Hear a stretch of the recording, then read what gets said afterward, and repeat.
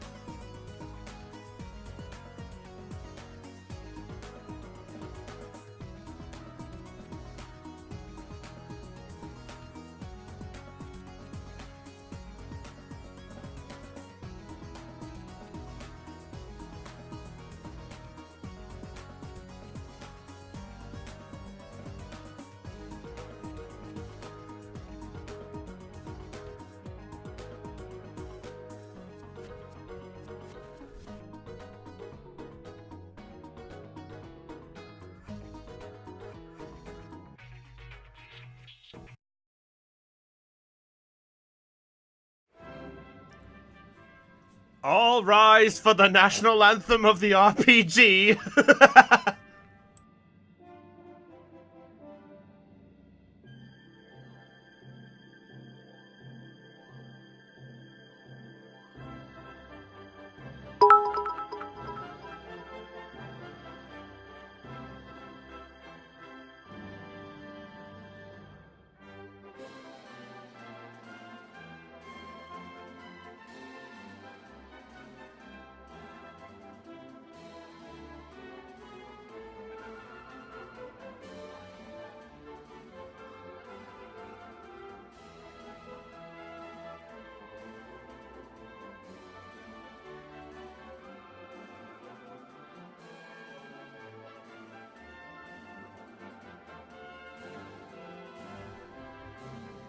Across the mountains and the valley, we won't stop, no, not never. We will rise up as numbers, realize they're stronger as they work together. No matter the beast or the devil of the north or east, the dragon will not fall. We're gonna give our all.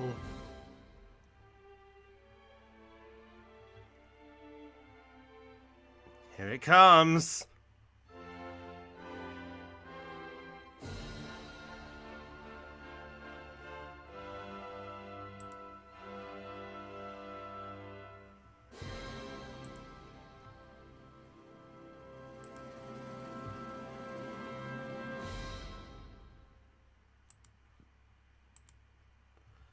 I still love that music. Alright guys, we just got one more music track just to do before we start the next stream. Well, before we start this episode and such, as we're just waiting for one more person to arrive. So, one more music track, and hopefully we'll make a start then. See you guys in a bit.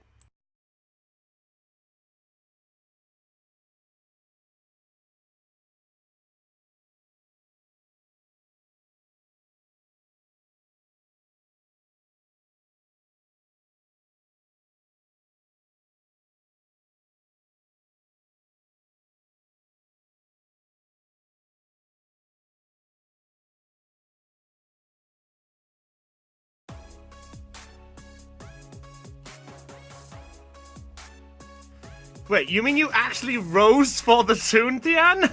You're awesome, dude.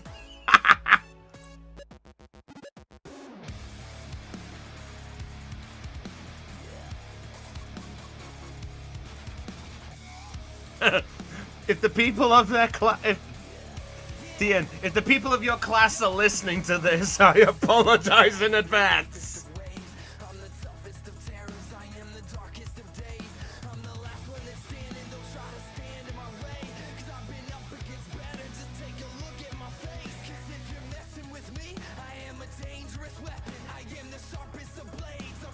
Down in a second, 'cause I was born in this pain.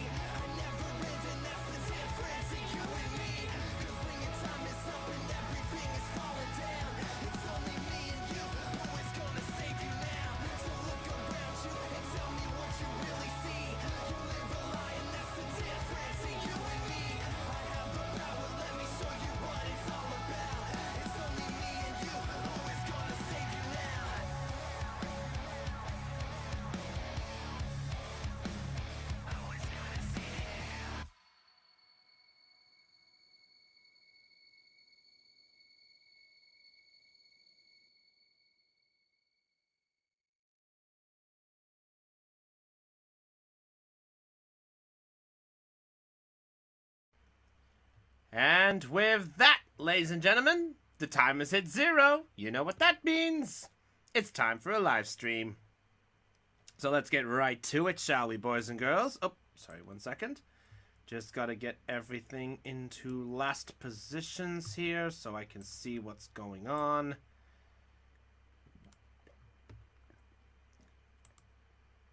And I think we're good to go. Oh, sort of good to go from the looks of it.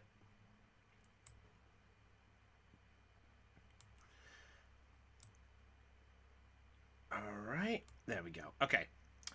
Alright, sorry, just had to get everything there. And it looks like our team is actually working out some numbers from the looks of it.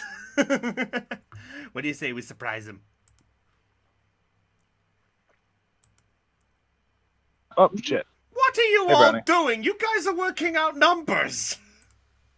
Oh.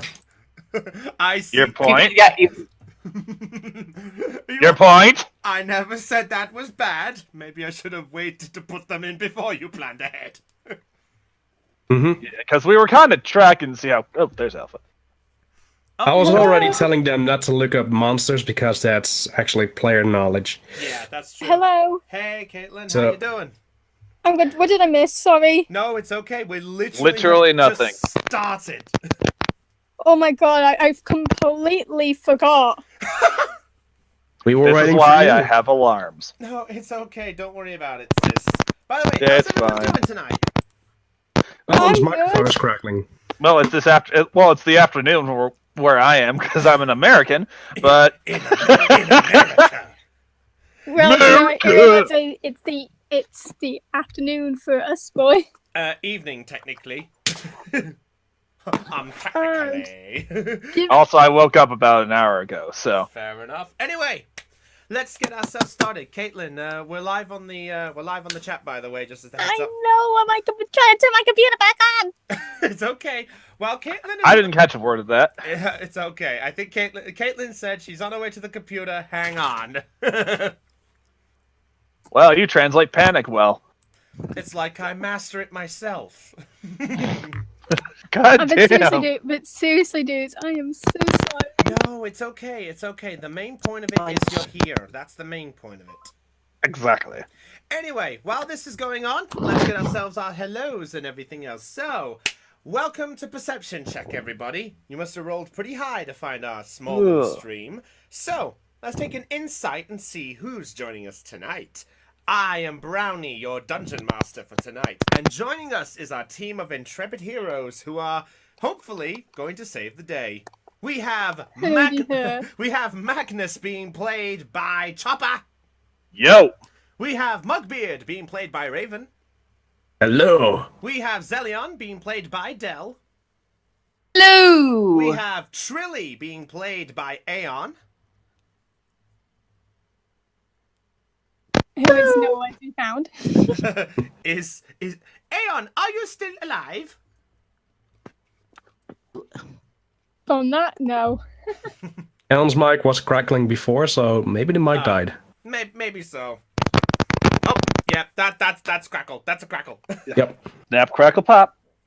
Oh, no. Oh, Rice Krispies. Rice Shit. Krispies. Yep. And last I was wondering who got that. and last but not least, we have Goldie being played by Caitlin. I'm trying. Let me on, you fucker. It's okay, it's alright. I'm gonna say Aeon, are you still good?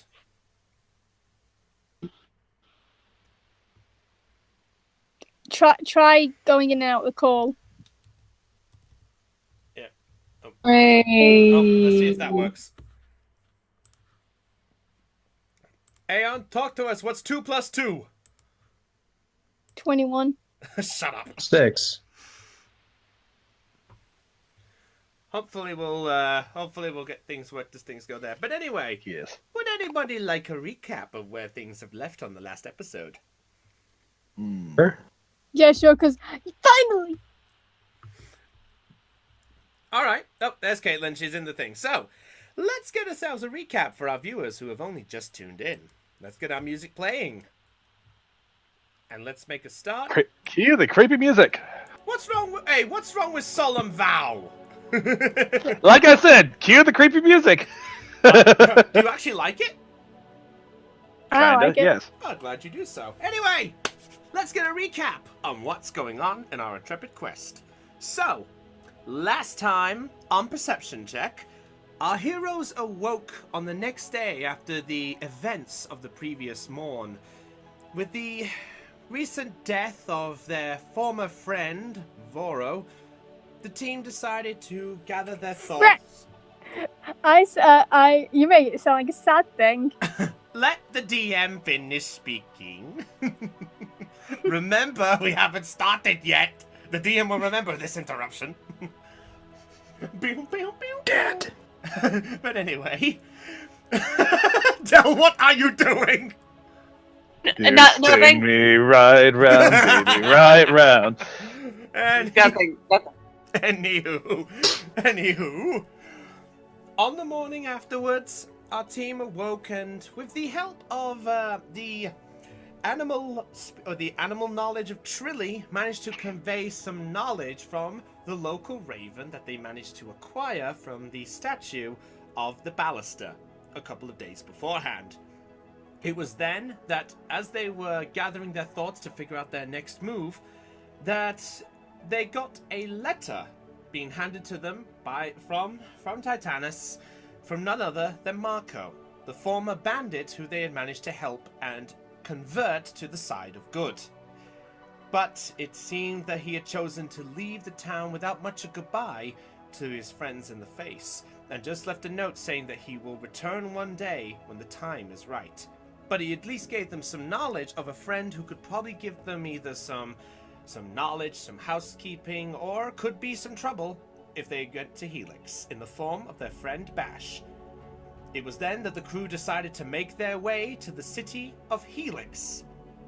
Despite the rumors, they knew that one of the shards could be related to Helix. It was at that point that, gathering the supplies that they could, and with the help of Titanus' 2 loyal horses of the unknown main. Still can't believe that one.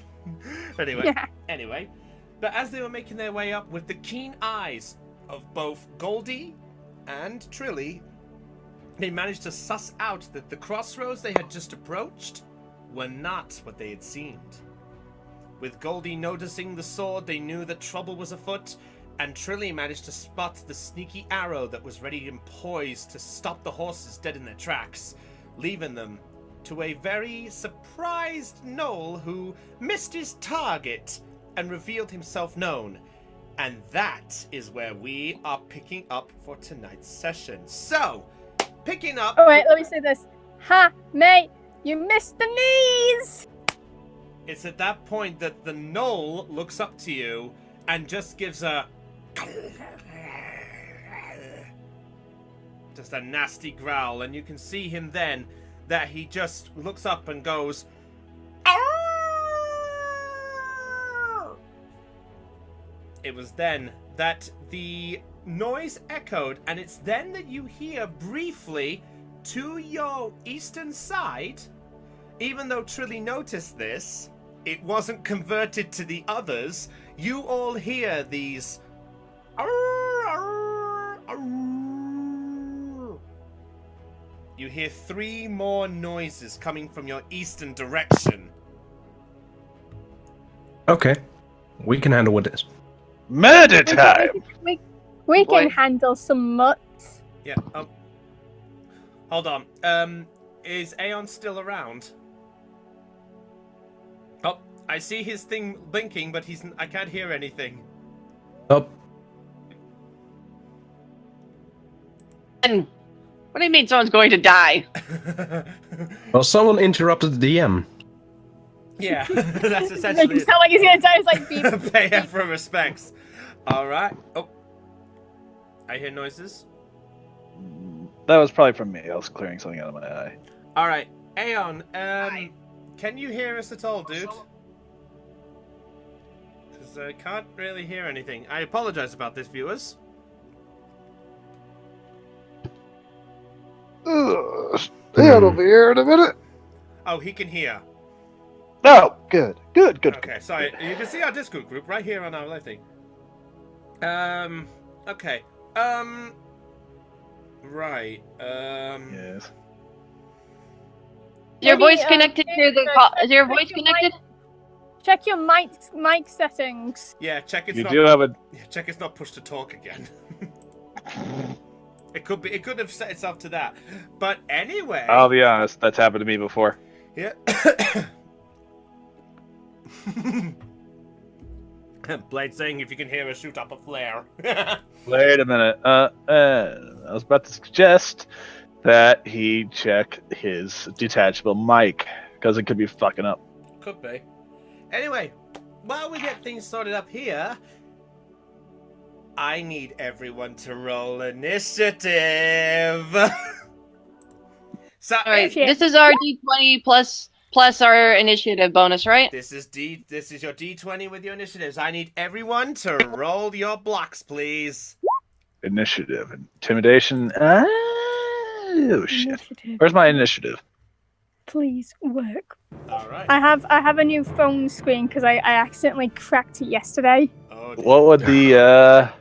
What would be my, initiative? Your initiative is essentially if you have on your sheet, if you have initiative bonus, you roll a D20, and if you have anything in initiative bonus, you add that to the roll. Intelligence On the top, initiative. Yeah. Oh, thank you. Next to I your don't armor have class. it. Damn it. Thank you. Plus one. Then you have to make a straight roll. Is it D20? Just a normal Yep. D20, and then add any bonuses if you have them. I'll take it. Please, That's please. cocked. Okay. Chopper goes first. That's cocked. Give me a minute. Hold on. Magnus looks like Magnus looks like he might be going first, but let's Yes. see what happens because I still. I gotta- might not be going last. Okay, that's that one. Can you hear me now? Yeah, we can hear you now. Yeah. Thank Christ for that. All right, roll a d20 plus your initiative. He did. It's rolled up further up. 6. All right. Zillion. Okay. So No, no, let's, 6. Let's do this Truly. proper. Give me a minute here. Order here. Yeah, all of us There roll. is actually a built-in initiative tracker. Okay. That's the roll for the nose. Okay. So let's do this proper. So 25 to 20. Anybody? Okay. Nobody. 15 to 20. Yo, All right. What have we got? 17. Magnus. 15. Magnus 17, Zelion with a 15, so, okay, let's look at there. Okay. 10 to 15. Or 10 to 15. 12. Oh, me. Okay, Monkbeard with a 12. Goldie with a 10. Okay, gotta write these down so I don't forget. Okay, Goldie there. Okay, and from the perspective I see here, Trilly with a 6. Yes. Oh dear. Well, the bad luck was bound to hit somebody eventually. Alright. So, let's have this go. So, at this point, you manage to see, creeping up from the sound, you see 3 more knoll heads popping on your eastern side. You can see on them that they have a mixture of blood and dirt all over them. It looks like they're slightly sort of recovering a bit or sort of enjoying the meal from their last fight. But it's obvious that these, despite what's going on, these guys are ready. And they are not going to hold back. So, let's get this battle going here. So give me a minute here. Who goes first? Well, give me 1 second. I've got to do one last little thing. Okay. Sorry, just had to get hit points written down for our beloved Knowles. Okay, so top of the round. Magnus, you get the first strike. That's what I thought. All right. You know which one I'm going after. And that's only 25 feet, so I get another strike. Oh, give me a minute. Gotta put the music in. Okay, so Magnus, make your roll, please. All right. That reminds me, I gotta raise my shield, and I gotta raise my... I gotta figure out which sword I want. Well, if you're raising your shield, that counts as a move. That counts. That does count as your move. So you can either move or you can have the shield. So I'll take the move. Take the move. Slash. Okay, go for it then. 1d20. So place your bets, folks. How do you think this is going to go in the chat? All right, I need to do an attack, which is my So what are you attacking with, by the way? short sword. Short sword. Piercing okay. damage. Okay, make your roll. I believe it is. Is it a D? Oh no, it's a D6 plus 3. No. You have to roll your d20 first to see if you hit.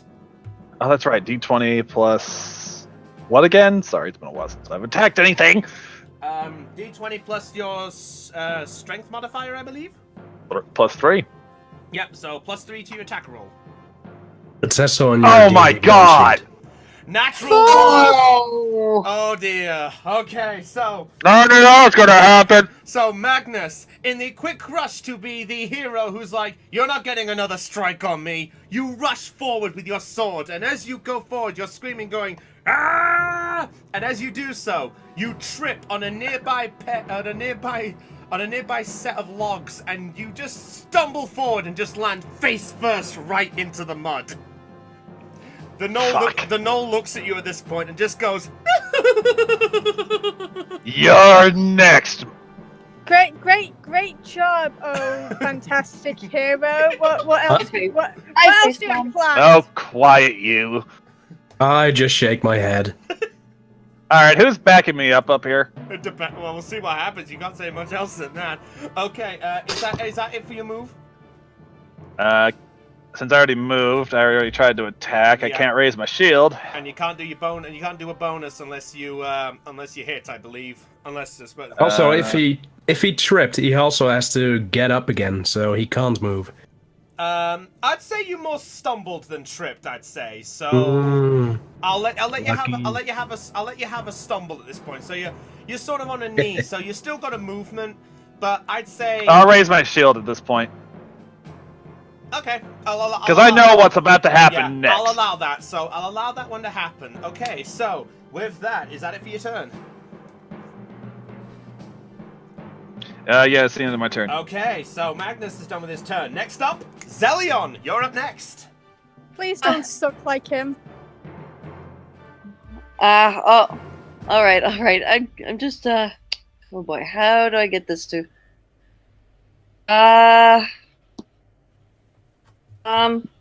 Okay, can I move and so if I move, could I also cast a spell or attack?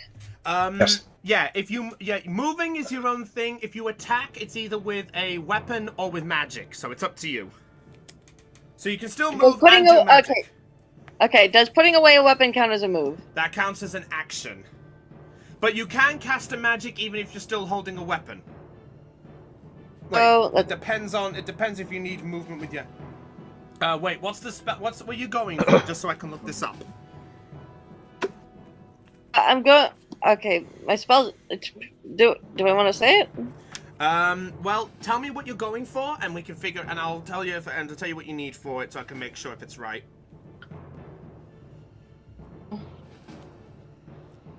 Oh, with where they're currently positioned, it won't... do you want me to say the spell? Well, yeah, go ahead. Daggers. You're going for daggers? You've had that this entire time. No, she's only just learned it. Well, Let's this see. could be very useful.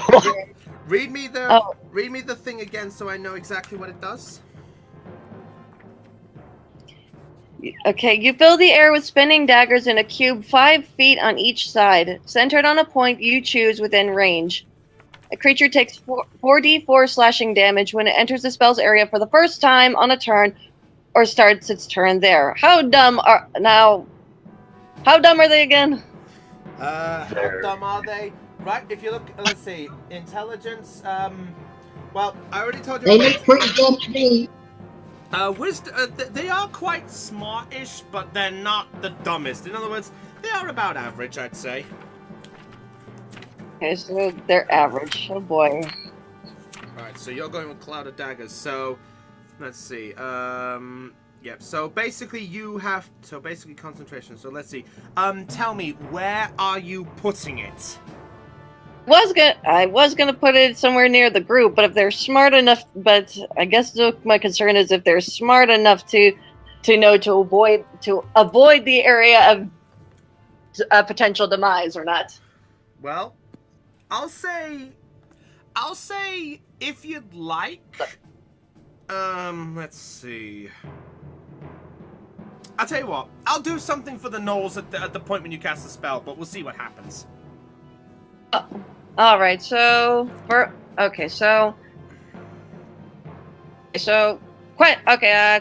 question. Question real quick. Cart. It's not on fire or anything, is it? The cart is the cart right now is just normal. It's just there. There's a couple of blood splats from the attack and things, and a couple of arrow marks, but that's about it.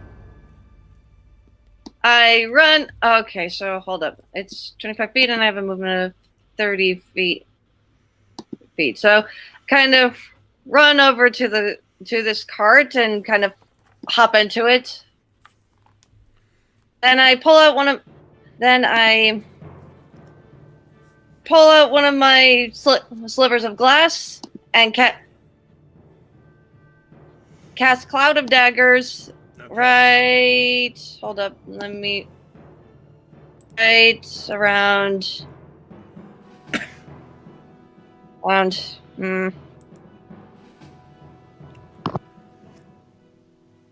here, I think.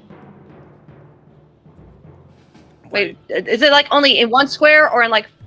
Let me properly read this here. So we got it here. Let me see. Cloud of Daggers. Let's have a look.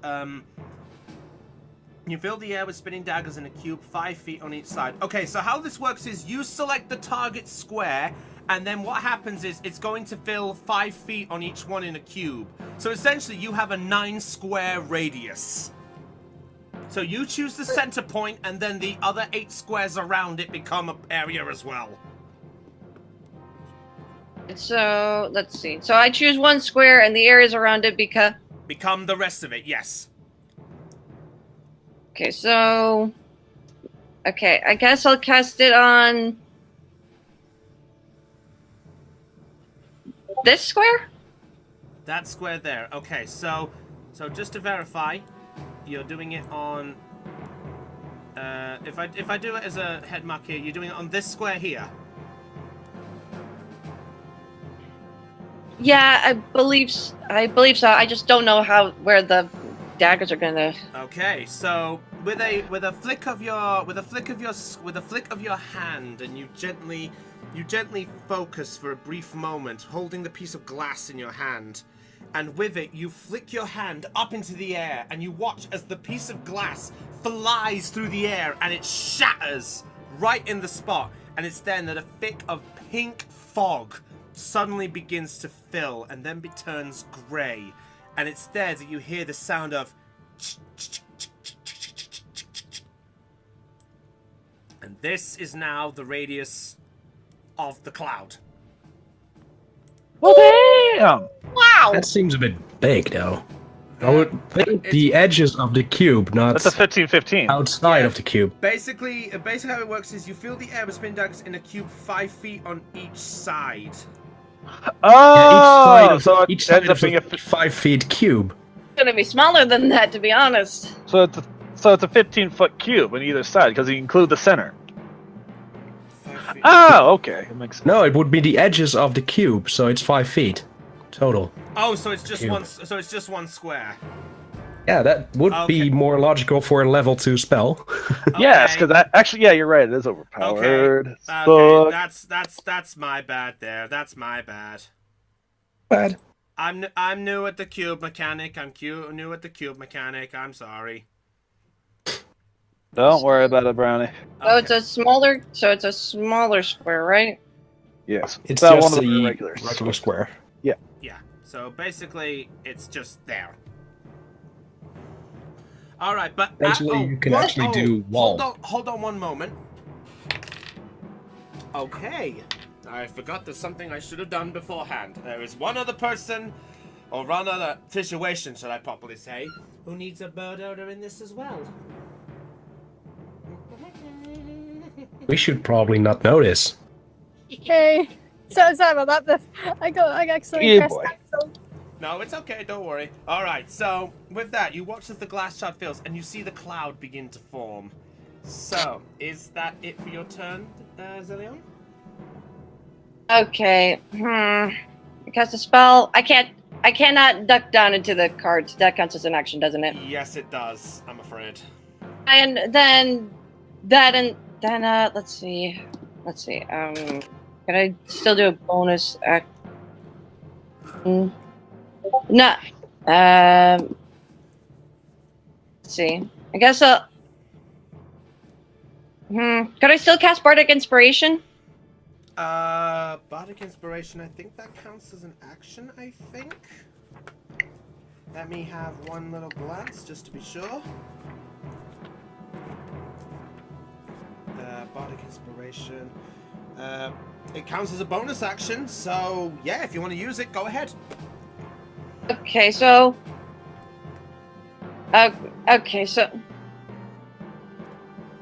A creature within 60 feet. Does this count, like, for... is this only for, like, allies? Hold on. Technically, you can use it on anybody. You can even use it on an enemy if you really wanted to be crazy, just as clarification. I'll just end my turn there. Okay.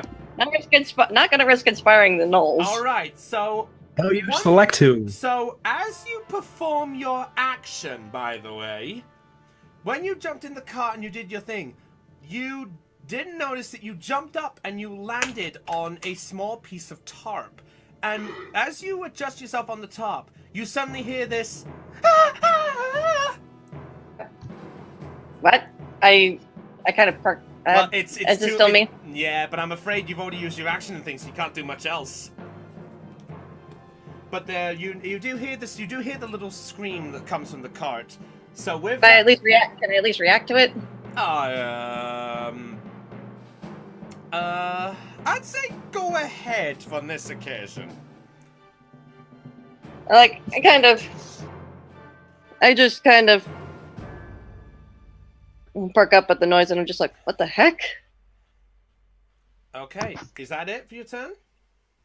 That's it for my turn. Okay, next up, it's actually a tie between Mugbeard and the Gnolls, but in this scenario, the players go first. So Mugbeard, you're up next.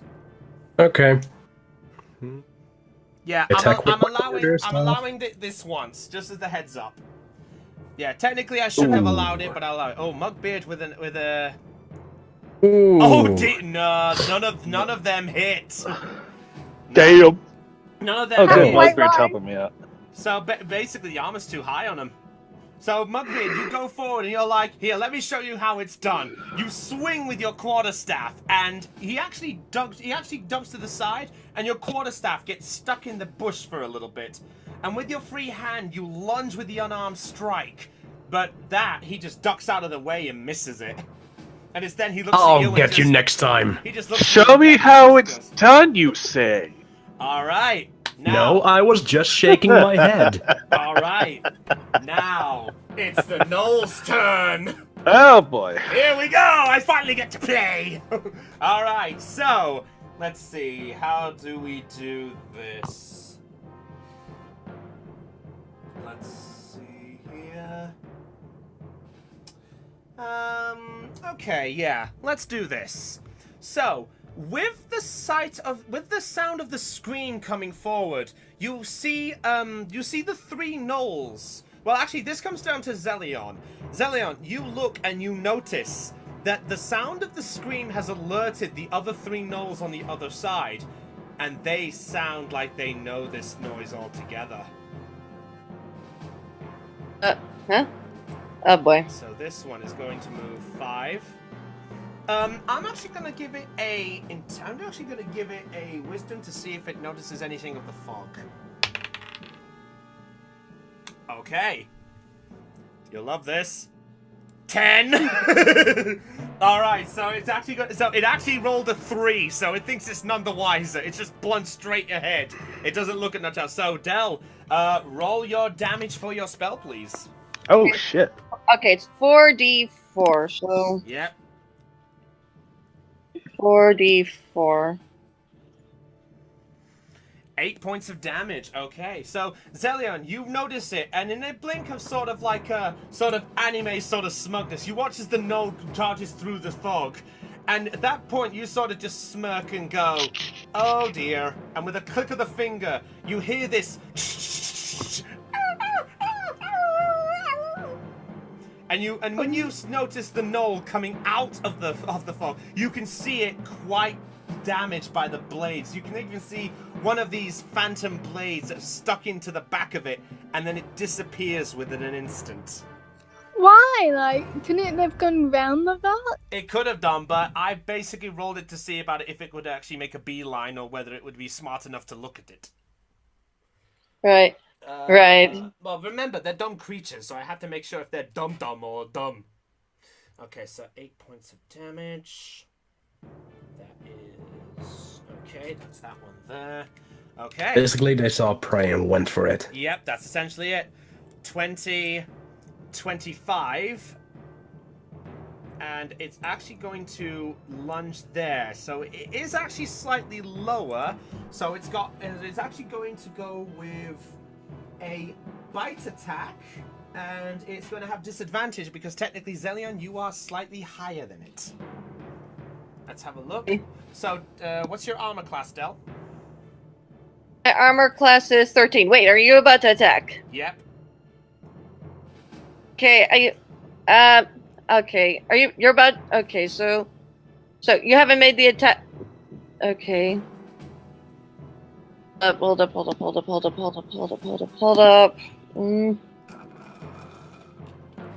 I have milkshake, by the way. Okay. Okay. Can I use the cutting words can I use cutting words right now? You can, yes. You have to use it after the roll is done before you say the armor class, just as the heads up. So let me declare so basically you declare it on the one that is going to happen. So let me make the rolls and I'll state what they are, and then you decide if you want to use cutting words afterwards. All right. This Noel's about to attack. What else can I do? Well, fair enough. Let's have a look. So disadvantage. Okay, that is. Okay. You just rolled. Yep. Okay, that is a 7 to hit. Wait, could I use this before? Okay, hold up. Basically, you declare this after the roll is declared, but before the hit or miss is declared. So in other words, I say the number. If you want to use cutting words now before it classifies as hit or not, you say it otherwise. But otherwise, if you don't, then you need to declare whether the attack hits you or not. Okay, I use cutting words. With a 7? So how much does that go down by? Hold up. Wait. Hold up. Let's see how cutting words works. Creature that you can see within 60 feet of you makes an attack roll, an ability check, or damage roll. You can use your reaction to expend one of your uses of Bardic Inspiration. Rolling a Bardic Inspiration die and subtracting the number rolled from the creature's roll. Okay. Okay. You choose to use this feature after the creature makes its roll, but before the DM determines whether the attack roll or ability check succeeds or fails, or before the creature deals its damage. In other words, you need to declare. In other words, it rolled the damage. It rolled the attack roll, which is a 7. So if you want to use cutting words to lower that 7 even lower, that's up to you. But remember, you have your armor class to look into consideration. All right. Okay. The creature is immune if it can't hear you or if it's immune to being charmed. You know what? You said a 7, right? Yeah. I don't think I'm gonna waste it right now. I was about to say, Del, I don't think any one of you has any armor classes lower than 12, so why use it on a 7? Right. Alright, so you see the gnoll who just looks at you, and with the blood-sharp teeth in it, it lunges at you going, but you just briskly move out of the way. And as you move your foot to dodge, you then hear the sound of, ow! What the heck? All right, so that's gonna be it for its turn. The one in the bushes up here is going to make a. Let's see. It's actually going to make a bite attack at Magnus. Oh, so I gotta roll for defense? No. I already have my I roll the attack. I roll the attack, and it's got to beat what you have for armor now. So you got shield up. So 18. That's 18. So let's have a look. That is a 12. So that does Yes! So he lunges forward, and you hold up the shield, and like a Looney Tunes fashion, he bites the shield and just sort of. You're next! And with okay, so that's it for that one. This one's going to move 5, 10, 15, 20, 25, 30. And a hint here. And Ew, boy. it's going to pull out a longbow, and it's going to make a shot at. It's going to make a shot at Zelia. Not Zelia. Let me have a look. A beard. No, he has one other person in his list. Actually, he has two people in his list. Technically, he could hit everybody. Actually. Yeah. Someone's behind a rock. Yeah, true. So that would be disadvantage. Depends on how high the rock is. I mean, if you're thinking of me, mate, don't you fucking dare. Don't tempt the DM. That is Thank rule you. number 1. Rule number 1. All right, so it's gonna make a longbow shot at. Actually, it doesn't like the situation of the 2-on-1, so it's gonna make a longbow shot at Mugbeard. That's what I thought. Okie dokie. All right, so that is a 17 to hit. Reduction of 6. It misses. Wait, what? How does it get reduction? Deflect missiles! Oh, he can! Of course. Oh, So shit. This is why I wanted you to hit me. So that's an 11. So you watch as the gnoll pulls back its bow, and with a thinking it's got a blind shot at you because your back is turned. But in like this traditional sort of samurai style, you turn with a flourish and grab the arrow right between your hand. So No, that's you're a only if badass. Where was that That's only earlier? if I get it to 0. It just misses. Oh, so basically you dodge out of the way. Okay, fair enough. All right. So he looks and just goes. All right. As for this one, it's going to move 5. Try again. 15, 20, Next round. 25, 30. So it's going to move here, and it's actually going to make a longbow shot at Trilly now. Oh boy. Oh shit. Oh shit! All right. That is an 18 to hit. It cut out. I heard the teen part, which is bad. 18. Oh, that hits. Alright. That is okay, so that is a 1d8. Let's have a look. 1d8, let's have a look. Your mother was a hamster and your father smelled like elderberries. Alright. That is 8 points of damage. Oof. So Trilly, you are busy looking forward, and you can see your two allies being that you watch it. You actually watch as Mugbeard is having this fun with the arrow, and you're sort of like, where the hell did that come from? But at that point, you hear a sound of a like a bow being pulled back, and with it, ping, you turn and you just watch as the arrow plunges right into the side of your chest. And the gnoll that fired the shot just looks at you with a smirk, like.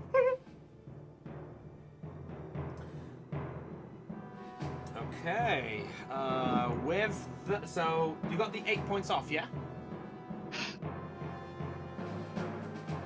Move on. I have now. Jesus Christ, that hurt. To be specific, he rolled a 7, but they get +1 on the longbow damage. So you were 1 short of max. Alright, now. Son of his mum. with that said, that's it for the gnolls. Goldie, you're up next. Burn them. Yay. Burn them alive.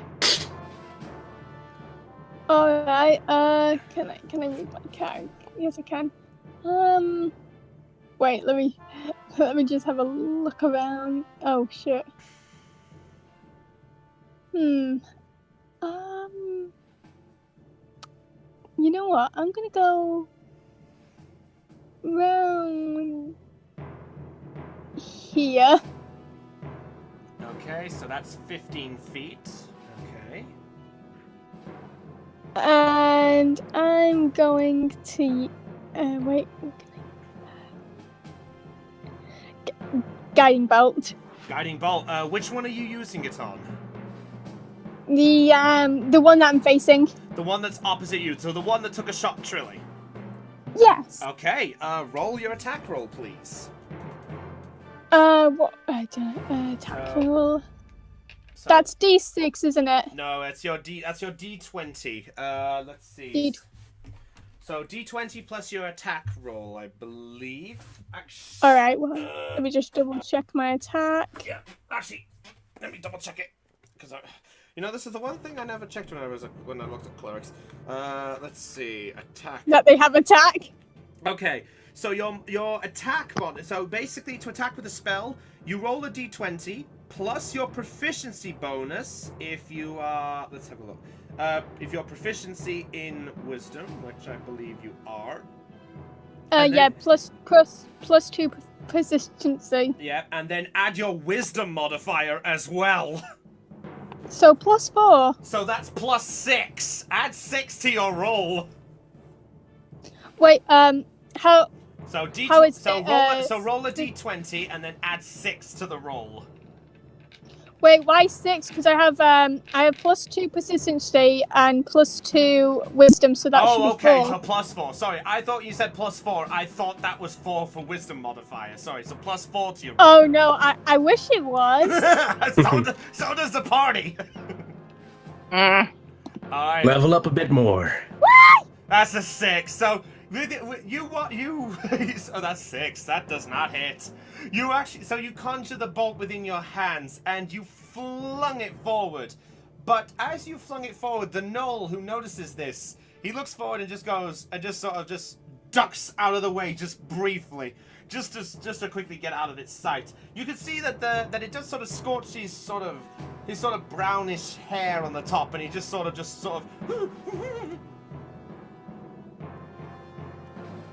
Alright, that didn't work very well. Okay, so is that it for your turn? No, I'm gonna use Secret Flame. Okay. I still have one more spell, motherfucker. Okay, what have you got? Which one are you using it on? Sacred Flame. Yay! I mean, which one are you using it on?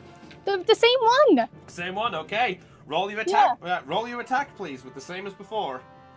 So attack roll and add Am I 4. in danger? Wait, alright, thank you.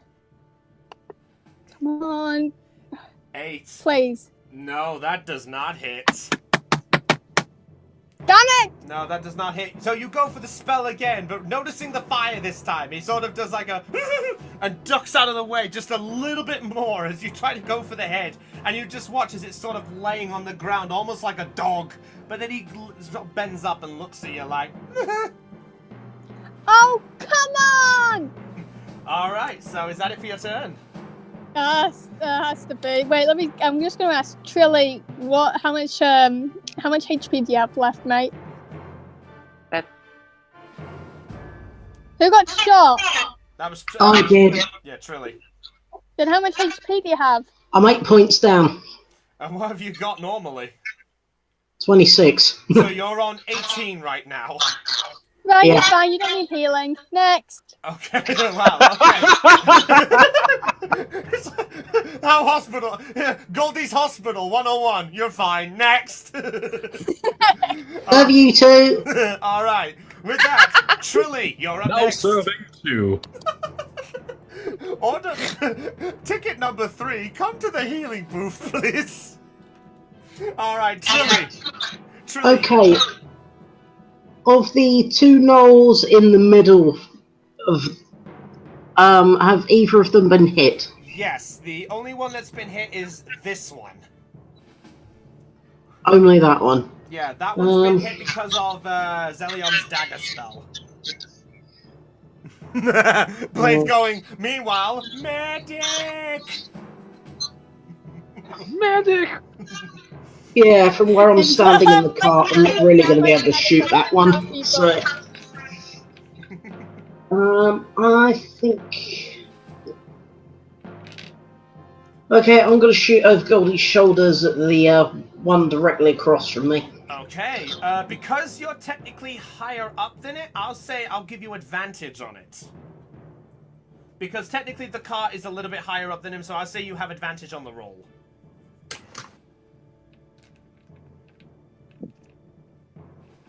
So let's see how this goes. Raven puts up a now surfing sign.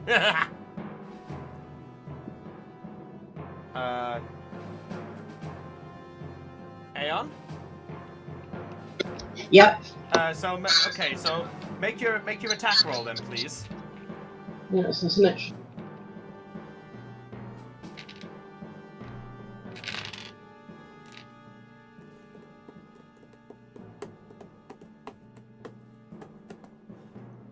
Dun, dun, dun.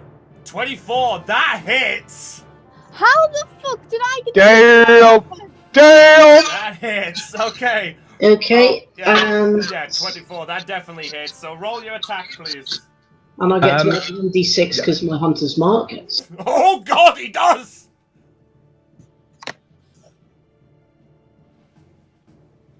Oh, this is gonna be good.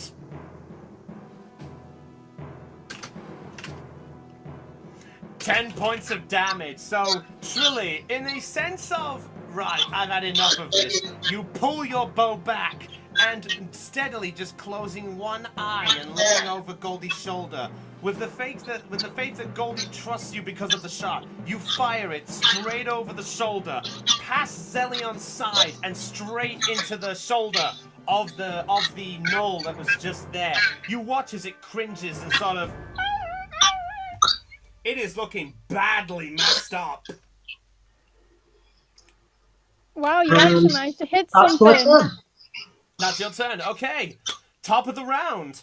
Before Magnus's go, the source of the scream is actually going to make a move. Oh boy.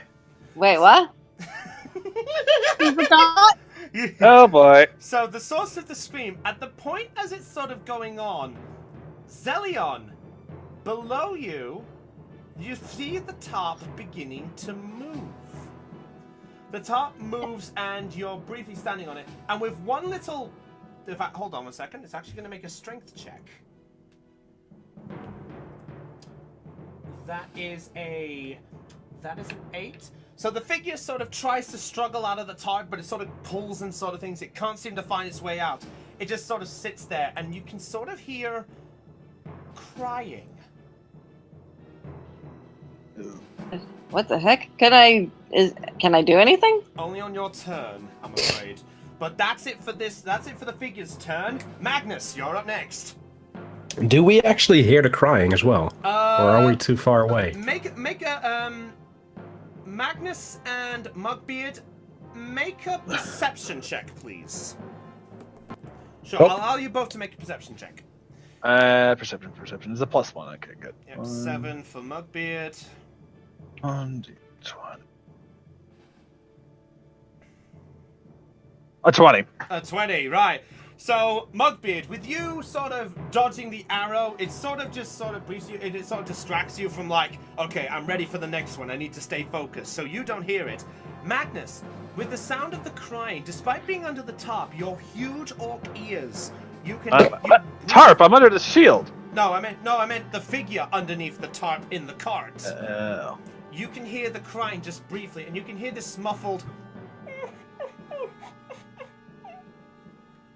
Is that a little girl? Hold it. Is that a child? You don't know. Is what a child? I know what's going on here. Okay. Right. More things to kill? Well, in that No. actually. Well, with this going on, what are you going to do? This counts as an action, right? If I yell over, or is it not an action? Because you're wanting to give a command to the other players, that will count as an action. So I can't. Oh, But I I'll can't be attack them, right right? back, okay? Okay, Caitlin. I'm not able to attack. So basically, you can call it out to your allies, or you can attack the thing. It's up to you. Alright. Oh boy. I know what's going on, so I'm going to attack. But I am going to attack the thing that's right in front of me first. Okay, so make your attack roll, please. It'd be a +1, +3 for strength, right? Yep. Could be better. 12. 12 does not hit.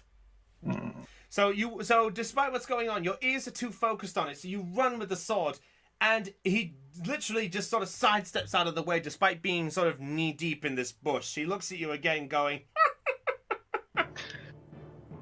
I know what's going on here. Alright. That's what I say to him. Is that your turn? I already used my action, which means I can't talk to Mugbeard to tell him Yep, to do it. I'm afraid so. Alright, yeah. Alright, that's the end of my turn. Okay, next up, Zelion, you're up.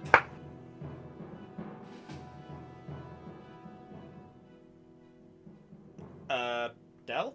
Wait. Oh, wait. My turn? Yeah, your Yes. turn's up next. Basically, for this combat, Right. you're I'm up next. sorry. I was waiting on my... Oh, sorry. No, it's okay.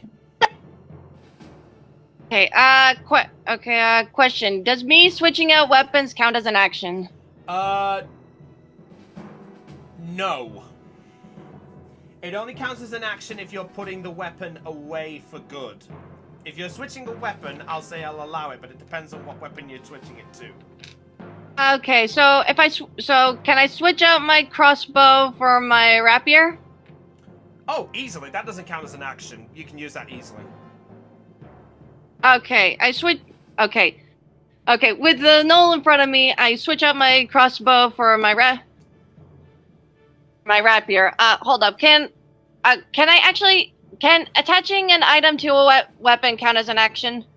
I think I know what you're going for, and if it is what you're going for, that will count as the action. Until I'm at a reasonable distance before I do anything. So I'm just going...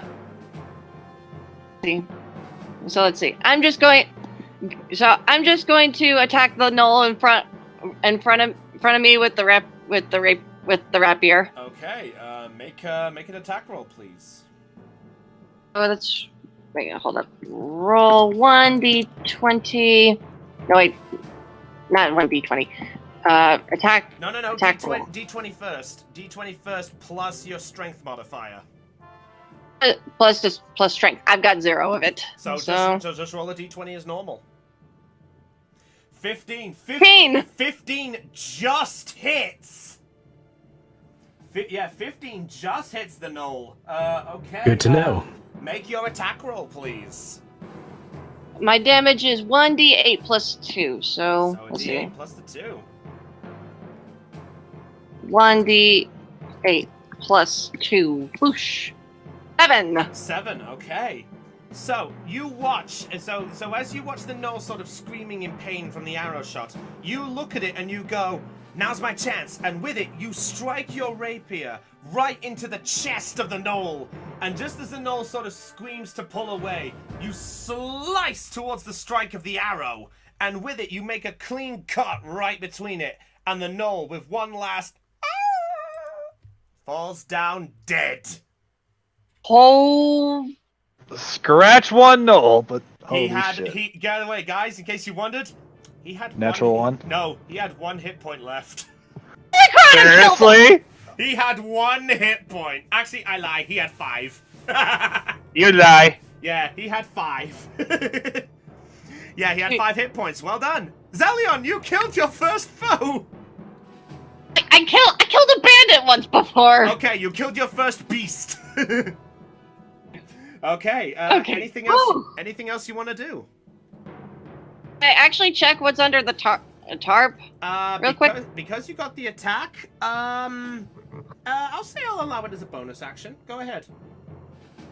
With the null currently disposed, I check what's under the tarp Thank God. because I decided to check what's under the tarp because I've been hearing these noises ever since I jumped into the cart. Okay, so Here. So you put your hands on this slightly worn out green tarp, and as you pull it, you look underneath it and you can see briefly as the figure cowers itself with the light touching it now, you see the sight of a small human girl. You can see a little bit of blood trickling off the side of her cheek, and you can see that she is shivering with fear, and you can hear her just briefly go, "No, please, please, don't eat me!" I was wrong. Wait, what? Wait, what? I was entirely wrong. I'm here to eat. Here to eat you. The figure just looks up to you with just sort of brief. And with that, Zelion, I believe that's it for your turn. So, next up, Mugbeard, you're up. Time to use my quarterstaff. Here we go again. Let's see if they can hit the moving bush. It's like playing Fortnite 12. No, that does not hit. Well, then I'm using my unarmed strike. Natural 20, right? No, it's not natural. It's just regular. Oh, that's a regular 20. At least I hit it. Yeah, you only hit it for 1 point of damage. So, with all the laughing, you just go straight for the mouth of it just to stop it. You go, "Shut up!" Yeah. You just whack See, it. that's how you do it. You whack it right in the That's how you face, hit and him. you can actually see 2 teeth of the gnoll come flying out of the mouth. They sort of fly right next to it, just because it wasn't the best damaging punch in the world, but it still was enough to at least do a hit to his teeth. And with that, No. whack-a-gnoll! It just ducks in the bush and comes up. Whack-a-gnoll! I'm back. Welcome back, Caitlin. You'll be happy to know one gnoll is down. Yay! Zelion got it. Nice. Okay, how long is the Cloud of Daggers area still there? The cloud of darkness. The cloud of darkness. That's Dissidia. Cloud of daggers lasts for 1 minute, so technically that is. I'm going with 6 of the round. That means 10 rounds. So after 10 rounds, the cloud disappears. Or when you get hit, you have to make a concentration check. I see. Wait, this relies on my concentration? Yeah. And you can probably also dispel it yourself. Yeah, you can dispel it at your own time if you wish to dispel it, but that's up to you. All right. And you can recast it somewhere else. To my knowledge, yeah. Yeah, it is a concentration thing. But it's an extra spell you use. Yeah. All right. So Mugbeard, you use that there. So next up, it's the gnolls. So Fair enough. this gnoll is in its situation here. It's actually realizing its scenario and likes its bush, so it's staying right where it is, and it is going to make an attack at. I'm going to make an attack at the one who knocked its teeth out. So it's actually going to make an attack at Mugbeard. That is a 9. Nope. 9, okay. So he lunges with the bite again, and he just goes...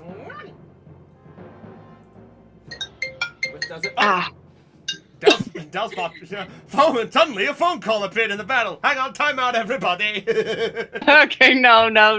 It was a wrong number anyway. Oh, fair enough then. Okay, so it goes... Were you trying to attack me there? You're as useless as me and Magnus. Ugh. Oh, sorry, my bad, actually. It's not +2 to hit, it's +4, so technically it's 11. Nope. Okay, still, okay, that's fine. Nothing changes there. Sorry, I looked at the wrong stat there. Let's see here. Okay, so with that, the next gnoll, this one watching its colleague, getting killed, decides to have another shot at something, so it's going to move back. And it's going to make a longbow shot. Let's see. The other gnoll. Huh? It's actually going to.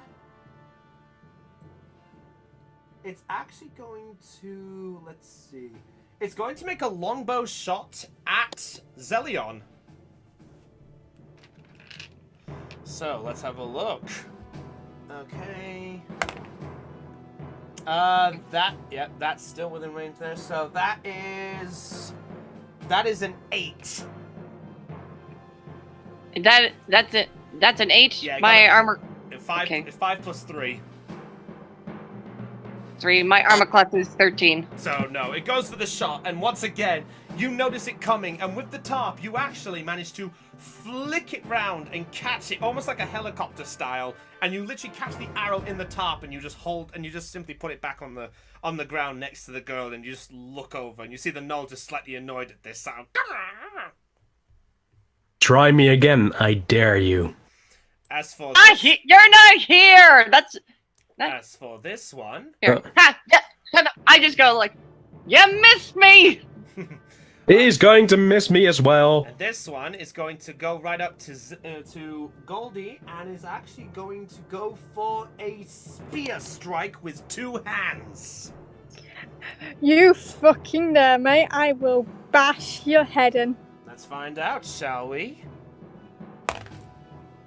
Okay, that is a 16. I have armor class 16. That just hits. No! That just Oh. hits. Okay, so that is 1d8 of damage. What's Okay. that? So it's going to be a d8 plus 2 because he's using 2 hands.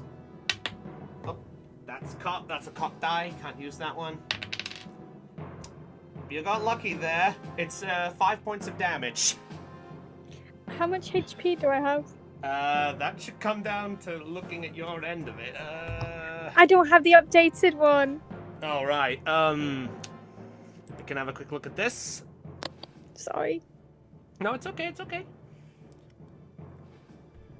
Goldie should be. Let me have a look here. Okay. I do have the sheet. I do sort of have the sheets on standby, but I sort of didn't bother with this one on this time. Let me have a glance look here. Let me have a book look. Let's see. Where am I looking here? Here we go. Let's have a look. So you have. Let's briefly looking this up here.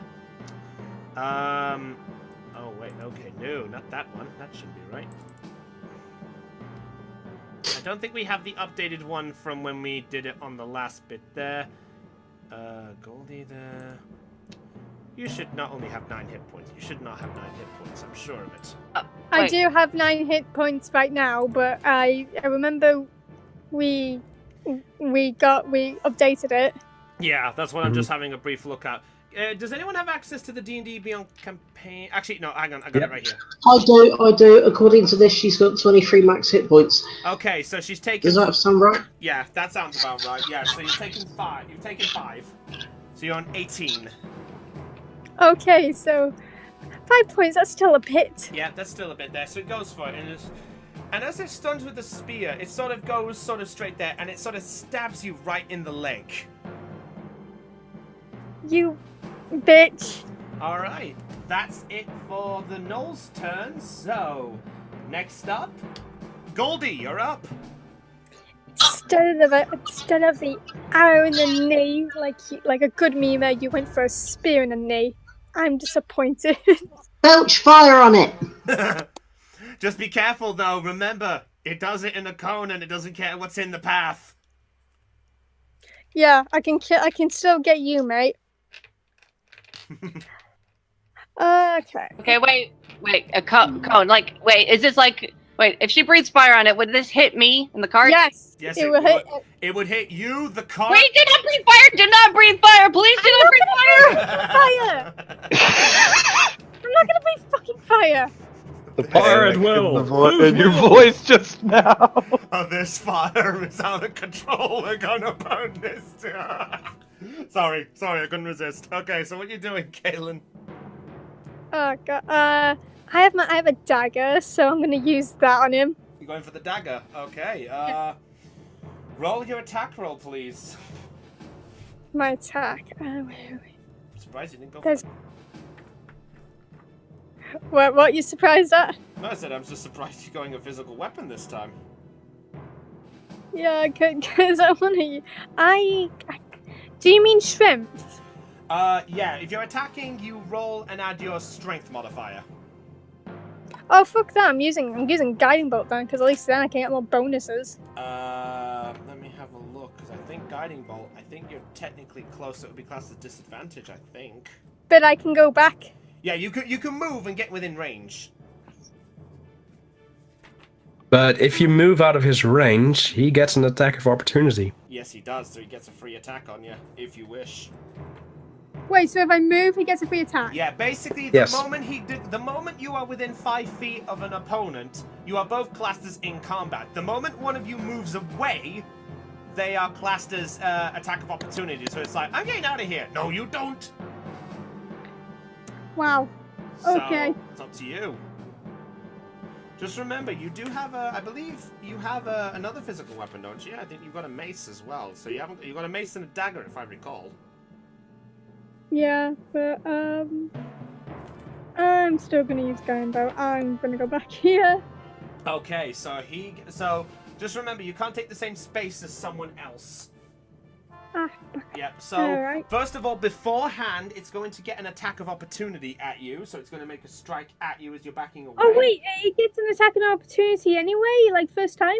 Yeah. Wait, hold up. It's close. Wait, it's close to me. Does that mean I get an attack of opportunity? No, because No. it's technically looking at Goldie when it made the last attack. So at this moment, it's not focused on you, it's focused on Goldie. Okay. Because I had no idea about the attack Yeah, opportunity. so- I Yeah, thought it- was on. let me explain just briefly how the attack of opportunity works. It's kindly demonstrated by No, Mugbeard. no, I get it now. I do get it. Okay. Sorry. Also for the viewers, when you leave someone's attack range, they get an attack. Unless you use disengage. Do I get a proficiency bonus? You still get proficiency bonus, but because you're going to be right close to it, you'd get disadvantage. So you'd roll the dice twice and you take the lower roll. Ah, damn it! Alright, so I got bonus +4. So remember, who mocked the DM? I physically hate you. Oh, it was... Wait. Not I, said the fly. Welcome, said the spider. Hate. That's you've got disadvantage, so you got to roll again. No. 9. No, they both wouldn't have hit. So with the null being close range, and after the spear attack on you, it's sort of messing up your stance, and you go for the shot, but he's because of how much he's put you off balance. You fire the shot and it goes wide.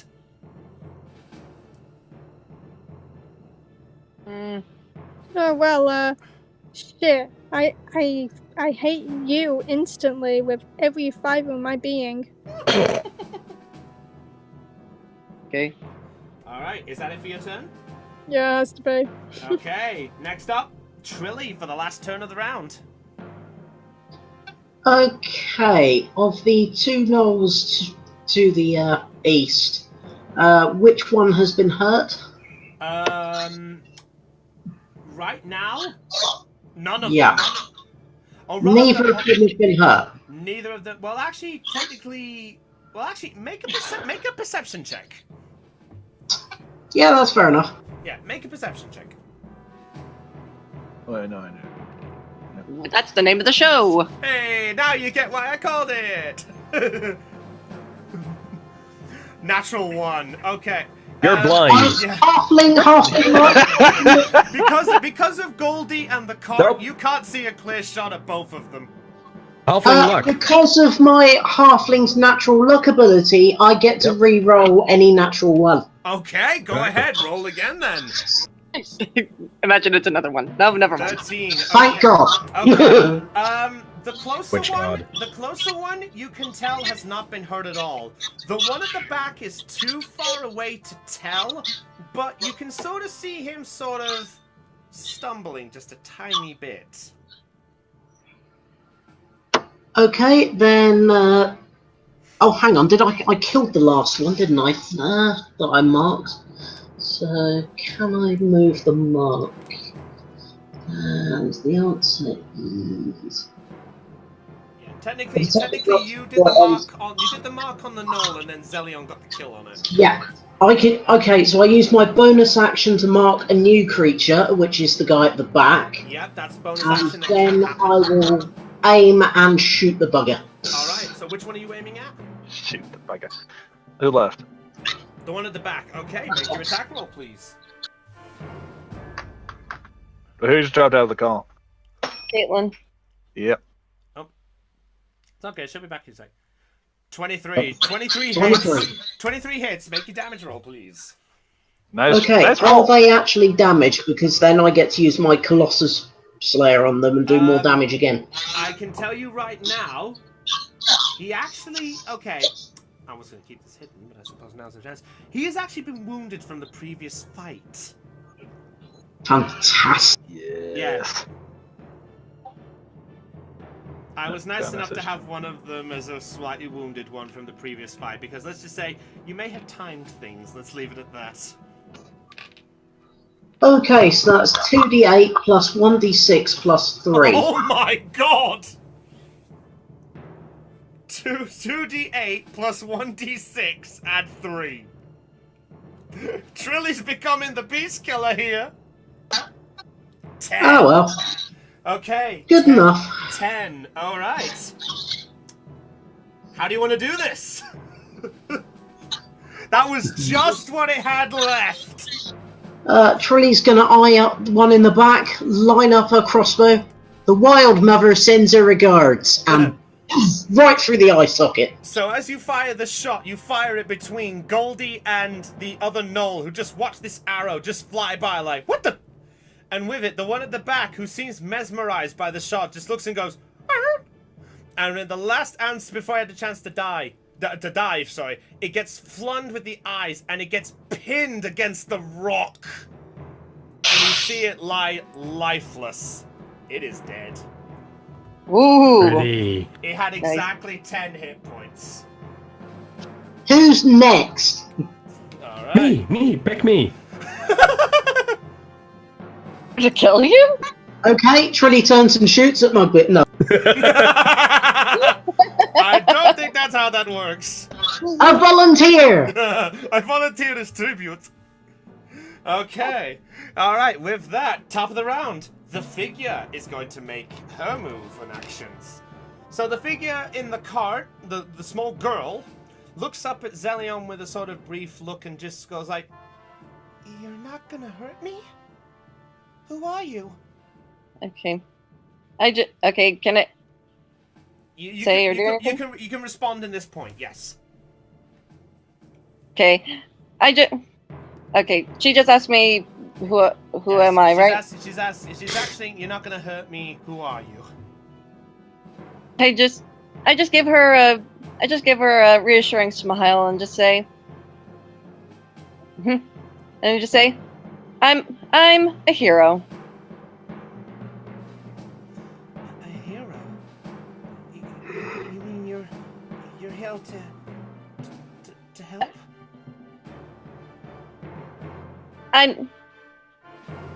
I nod. Yep. Please, save. And just sort of goes back to cowering just briefly as she seemed to recall something, and just goes back to cowering. And that's going to be it for the little girl. So, next up, Magnus! Can you do this again? Fuck! No, I cannot, apparently. 11. Alright. Let me know what you're doing, by the way, so I know how to... I'm trying to attack the guy again. Thank you. At least let me know what you're attacking with, so I can plan ahead. Whatever. I didn't put away my short sword, so I'm using my short sword. Okay, fair enough then. So you swing with the sword again, and once again he dodges to the other side, but this time he doesn't do it with sort of a scared look. He looks at you with just sort of this smirk of just like a little smile, almost like a ballerina sort of style. He's like, "Olé!" My bad luck has come back to bite me. You see the Knoll just look up at the word bite at that moment. Huh? Alright, with that, Zelion, you're up next. Oh. Okay. Can I? Okay. Okay. Is the girl in any immediate in any immediate danger. How about, like, is she injured at all? Make a perception check. Perception. Actually, no, not perception. Sorry. Make a medicine check. Medicine check. Yeah. Make a medicine check, please. Medicine. I have +2 medicine. 14. Okay. As you look over the little girl, you can see, obviously she's still carrying, but you can see on the side of her shoulder a slight bite mark. But you can also see, it slightly bleeding through the ripped shirt that she has, and you can also see a bit of splattered blood over the side of her cheek. Oh, jeez. Oh, welcome back, Caitlin. I knew it was a girl. In danger of not. Okay, but she's not. Is she in immediate danger right now? No, but she is quite wounded. She's not death door. She's not death door. Death door hurt, but she is hurt. Okay, that doesn't take up an action, right? That is let me see. Medicine check. What that big class does. Checking my notes. Yes, that would. I'm afraid. Shoot. Shoot. Could I use a bonus action to cast a spell? If it's a cantrip or if it's any attack that can count as a bonus action, then yes. Okay. Or an attack that can count as a bonus action? Because some people can have an attack as a bonus action, but it depends on what attack they've got. What abilities. I have 2 weapon fighting as a I have 2 weapon fighting as and bardic inspiration. You could use bardic inspiration, but I'd say that's about it. All right. Okay.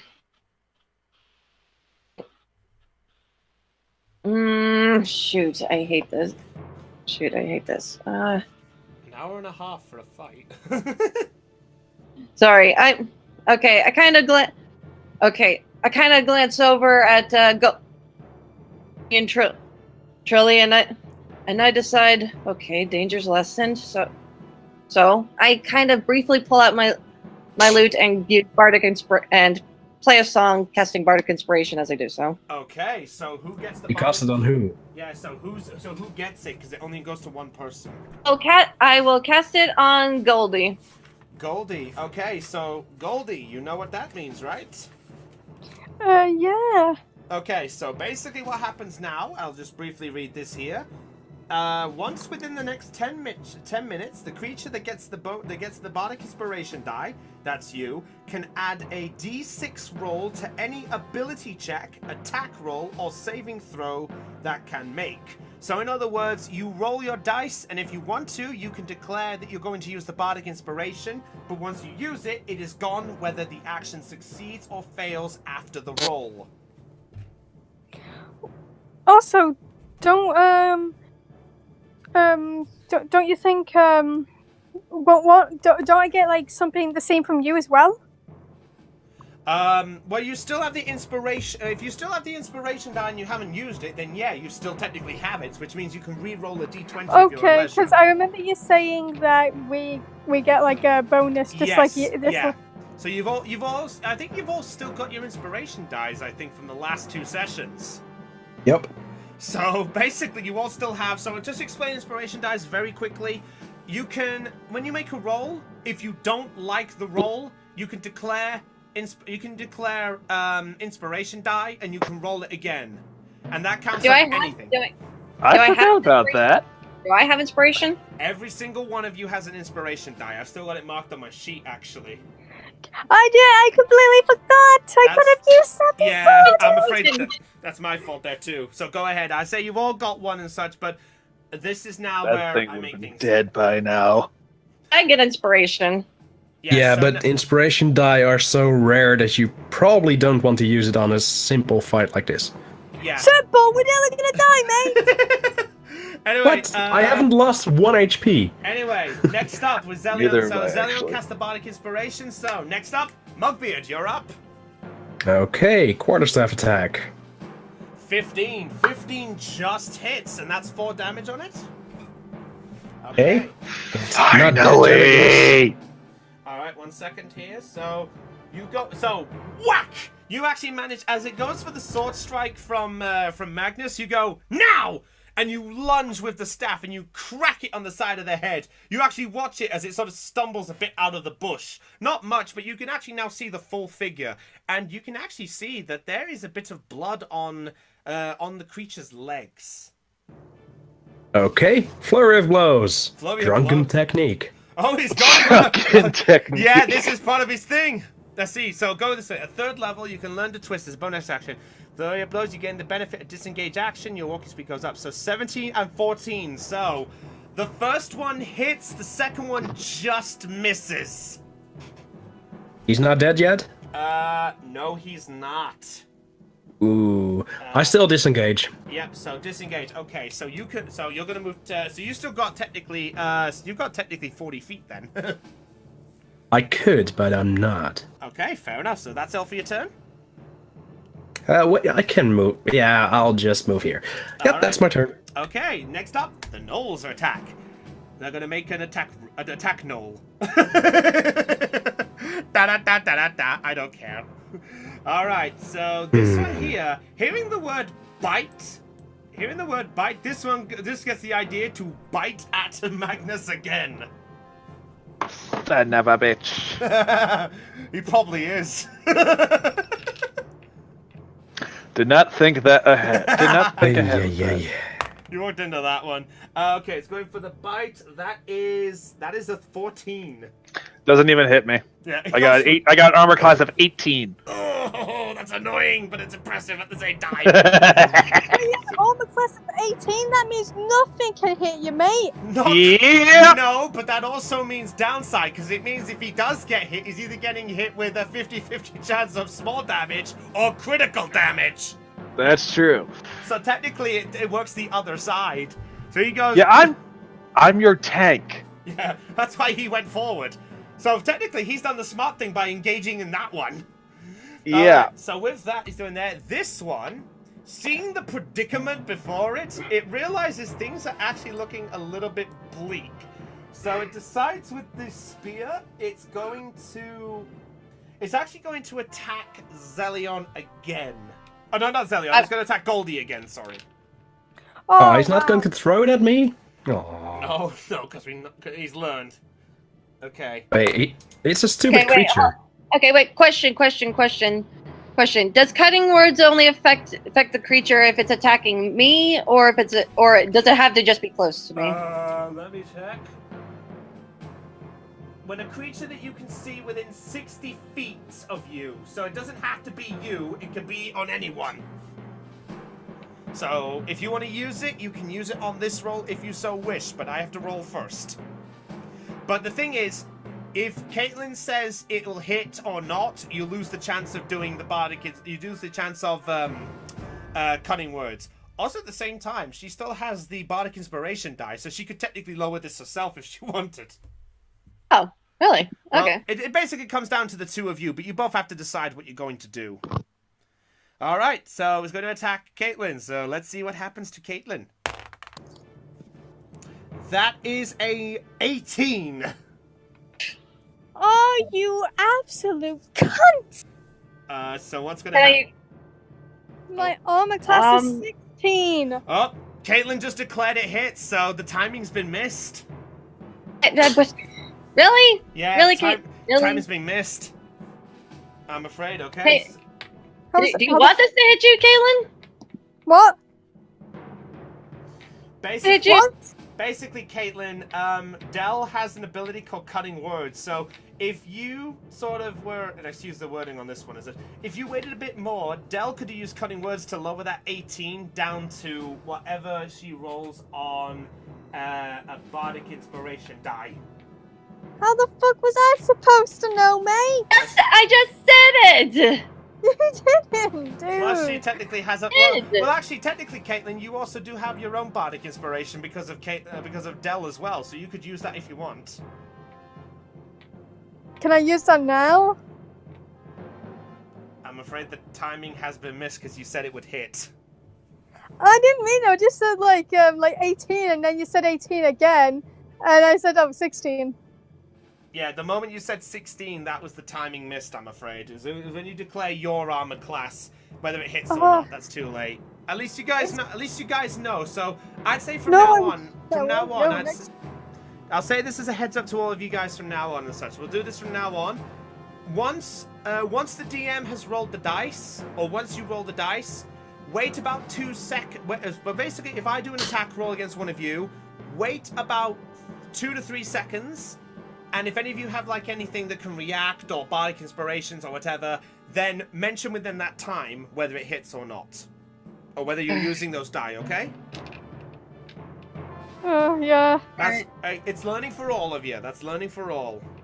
So Well, I didn't know if she wanted it to hit, if she wanted to take care of this herself or not. Well, No, of course I would not want to hit. well, it's too late now. She is going to make the two-handed strike.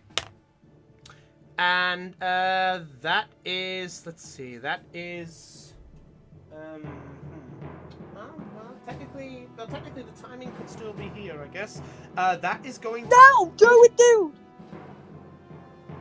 Oh, okay, well, it's actually, well, let's see. Well, right now it's going to be 6 points of damage if anyone's not going to do anything. Please, guys, do something. Okay, wait, hold on. Okay, I'll break the DM knowing to stay quiet. I'll break it in this case. Both the inspiration die on Caitlin and the one of cutting words can work now. Cutting words. Cutting words. Okay, so that means a bardic inspiration die. You roll a... So, Del, you roll a d6, and the number is subtracted from the 7. Okay, a d6? Yeah, a d6. And the number you roll is subtracted from the 7 damage.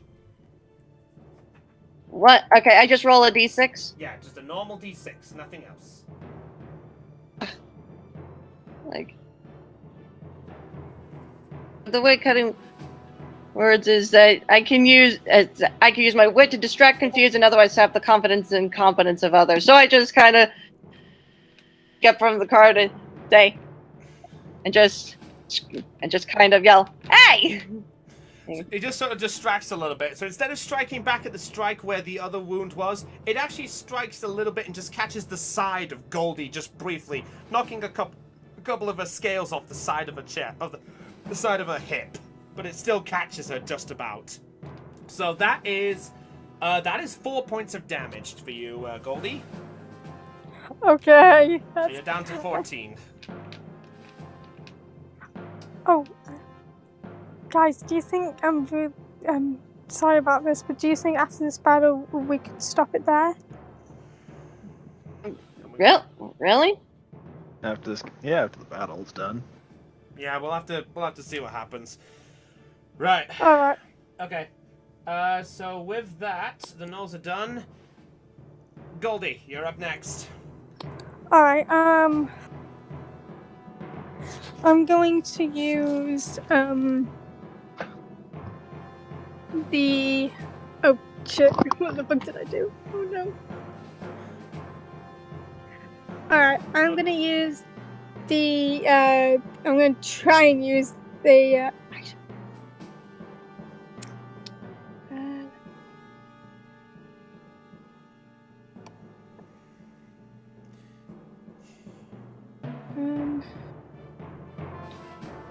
Sorry about this, guys. It's all right. I'm gonna use my dagger on this thing. Okay, roll your attack plus your strength modifier. Can I use my if it doesn't do good, can I use the... Yeah, you can use inspiration to either re-roll the d20, or you can use the bardic inspiration that Del put on you to add a d6 to the roll. Okay. But, okay. Natural 1. Gee, I wonder what's gonna happen here. Can I try again and get the roll? Okay. Oh, so the inspiration die. Okay, Caitlin now has used the inspiration die, so that's cleared. So roll a d20 again, please, and add the strength. Just a normal d20? No, d20 plus your modifier again. Yes. 17. 17 hits! Roll for the damage. So that is 1d8. 1d8. Okay, wait. Just a normal D8. D8 plus your strength, I believe. Yes, with your strength. 6 plus. So it'll be 8. 8 points of damage. Okay. So as you strike with the with the dagger, you pierce into the side of it, and with a you actually watch as the dagger catches the side of his of his head, and it just catches his cheek briefly as he tried to dodge it, but he gets hit by it quite badly. What was that total? 8 points, you said? Yes. Okay, 8 points, so 3. Okay. So it's taking a nice little hit there. Okay. Right, anything else, Goldie? Yeah, I want to use Sacred Fire. Sacred Fire! Oh, okay. Roll your attack with disadvantage, because technically you're close range to it. So that is your attack of d20 plus your proficiency bonus plus the wisdom. So that was 4 in total. So roll a d20 plus 4. 11. You have to roll again. Remember, it's disadvantage.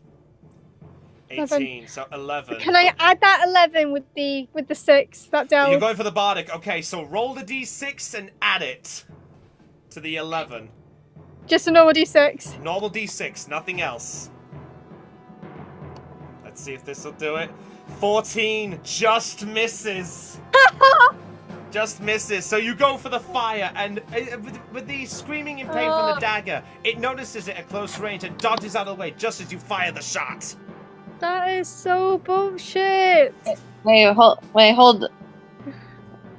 That's 14 plus 4. No, disadvantage. So she takes the lower of the 2 Disadvantage. rolls.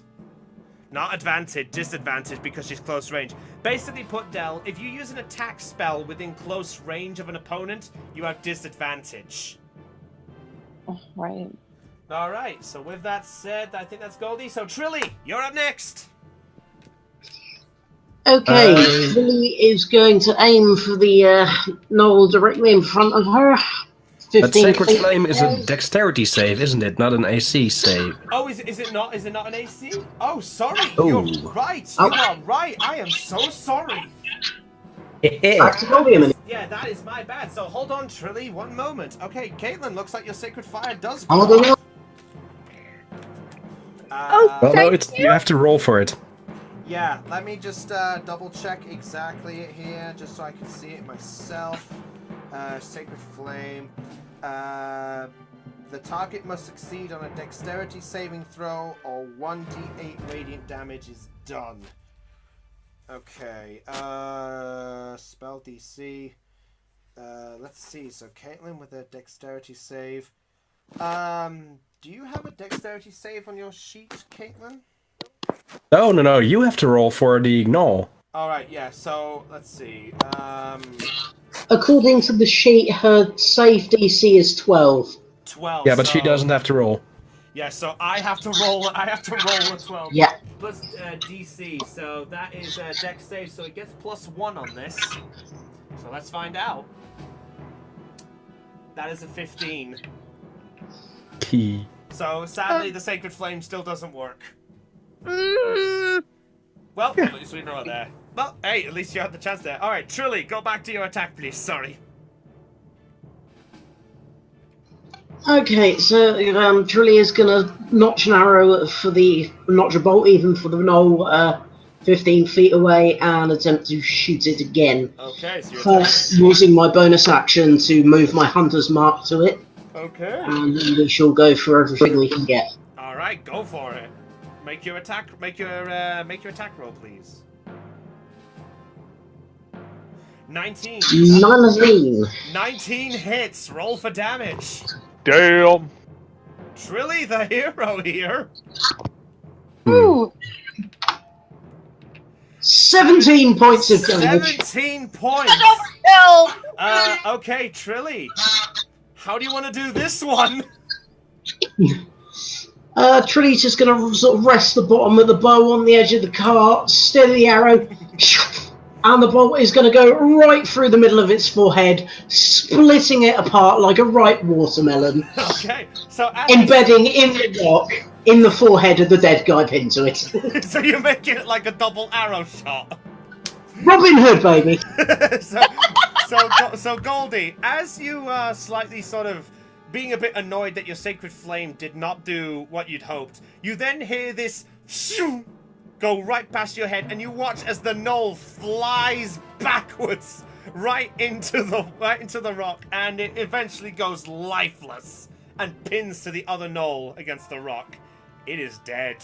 Trilly, if that would have got me, I would have haunted you for the rest of your life, mate. Or you would have been dead. I know what I'm doing. Yeah, I just watched it in awe. Wow. You absolute moron. By the way, Fire. By the way, if you want to know how much hit points that knoll had left, he had 16. How many? What? More it down. You just got over what he had left. It's super dead now. So now we've got Caitlin, who's the murderer of Mudspit. We got the Mud Mephric killer, and then we got Trilly, who's murdering the gnolls. Chris, how many turns have gone by? So far, 3 turns have gone by. Okay. Wow, all that in 3 turns? Yep, alright. Top of the round, it's going to be the figure. We are. But, just beforehand, you suddenly hear in the distance this faint... There's more. Oh no. And from the sound of this, you can tell that this howling is about 150 feet away. They are closing in. We need to kill these guys and get the heck out of here. Yes, What? Yes, you do. Right. So the figure in the cart is going to make its move there. So it's now hearing the sound of the howling. You see it. You see the small girl sort of get up and just sort of like, no, and it's actually going to sort of jump out of the cart. It's going to make a dexterity save. Can I grab her? I'd say if you're going to try, yep. So go ahead. Roll a d20 for dexterity, and you have to beat her roll. So I'm gonna roll here. Okay. I have to make a dexterity. Yeah, make a dex save because you're reacting to it. So I'd say you have to beat her roll. So I have a dexterity plus 2. 20. Natural 20. So just as you see her turn around, without even looking, you grab her in a sort of tight embrace, almost like as if you're doing like a hug for comfort. But at the same time, you are not letting her go. Go cold. Okay, don't you even dare run off like that. What if they catch up to you? You see the girl just look up to you and just sort of pulls on your jacket just briefly and just cuddles close as if just trying to get the warmth comfort. And briefly you hear, Daddy? Oh shit. Okay, at that point, Magnus, you're up next. Let's try this again. I attack.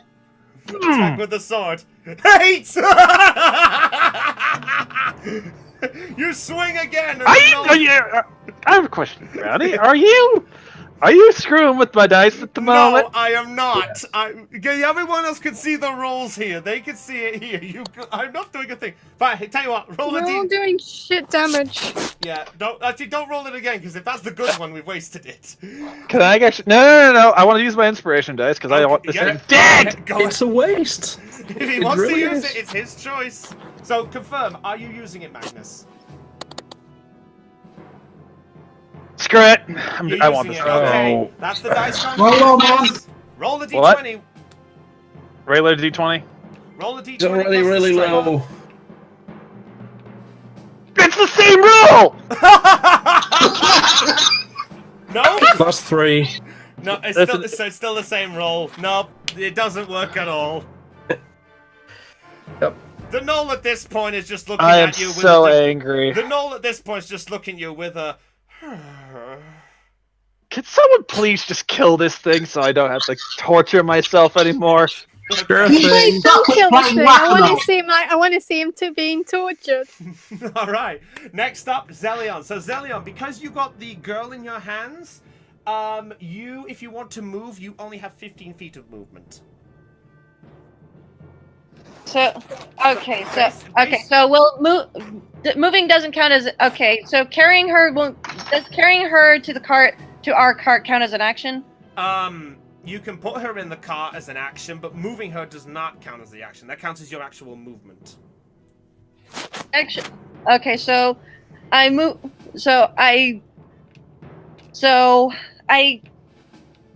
Carrying her does not count as an action, right? No. Carry her to. Okay, I carry the girl to the cart, and while I'm at it, while I have her in my arms, I cast Cure Wounds on her, 2nd level. Okay, roll your healing on her, please. Healing is 2d8 plus 3. So I just want to be safe. No, that's fine. You play this as you want to play it. 2d8 plus 3. Okay, let me double check. So it's 2d8 plus 3. Yeah. So the maximum you can get from this is 15. Ooh, 13! Wow. Okay. That max 9. You could have had 9. You could have had 19 as the max. So that's pretty good.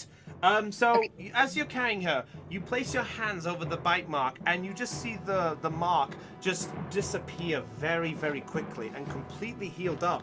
The girl is back at full health. Thank goodness. You see the girl just look up to you and goes, "Thank you." I smile.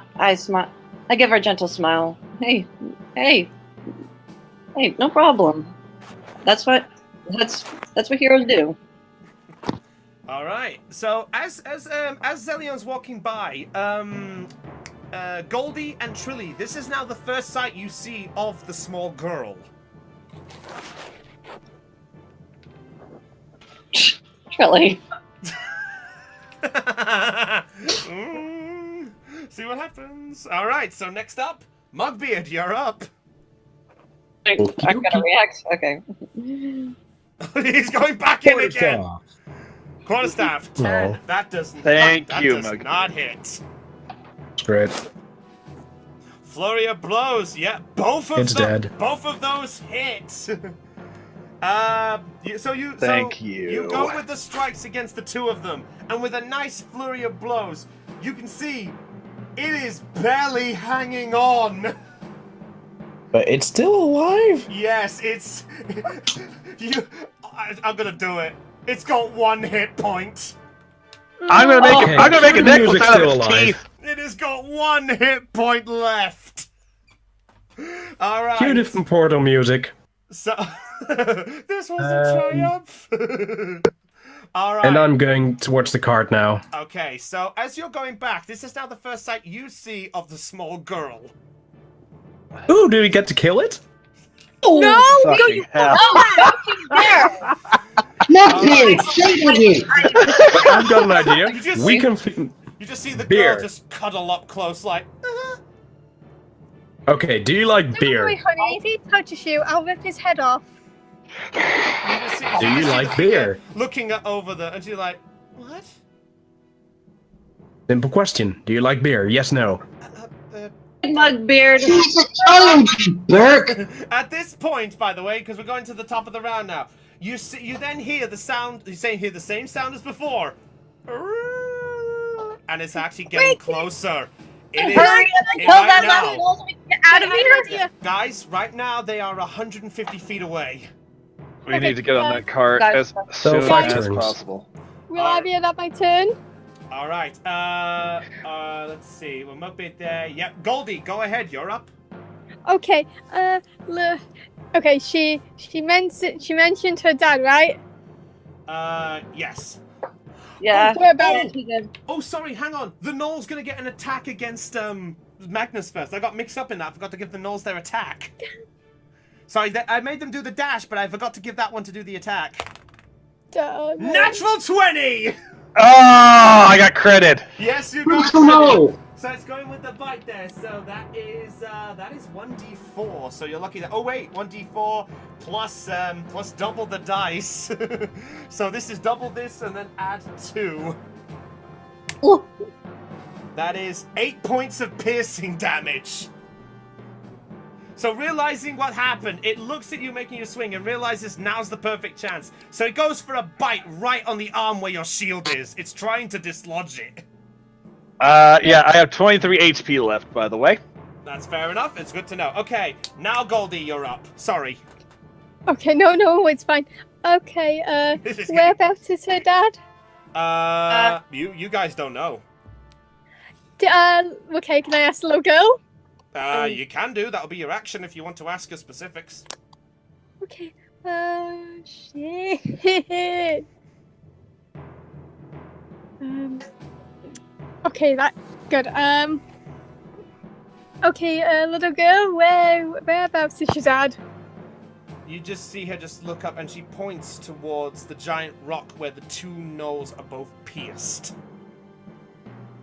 Oh, the giant rock. Yeah, the rock where the 2 knolls are currently pierced into it because of Trilly's marksmanship.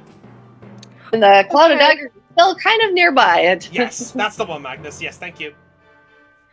Okay, will Magnus? I be able to quickly run there? Yep, you can use your movement to move, and you can use your action, and if you want to, you can move another 30 feet at most because of it, if you wish. Basically, all you have what's called dash. In other words, you can give up your action to move another 30 feet if you wish. Okay. Okay, as Goldie runs, I call out, "Be careful of the cloud of daggers!" Yeah. So can I be here? Yep, you need to tell me your route exactly. So you went 60 feet, so what was your route exactly? I kind of went round. Okay, that's fine.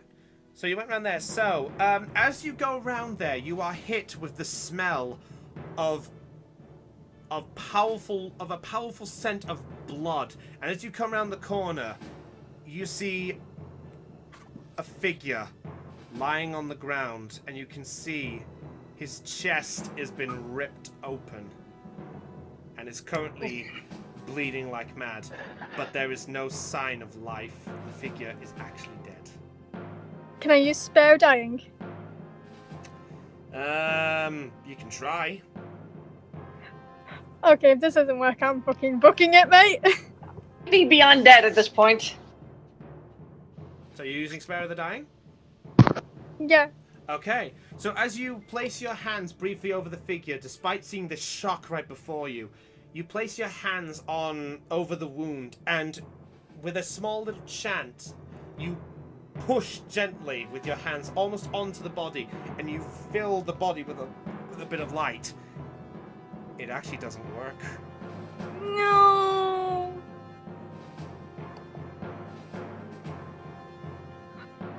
Okay. Can I can't run back, can I?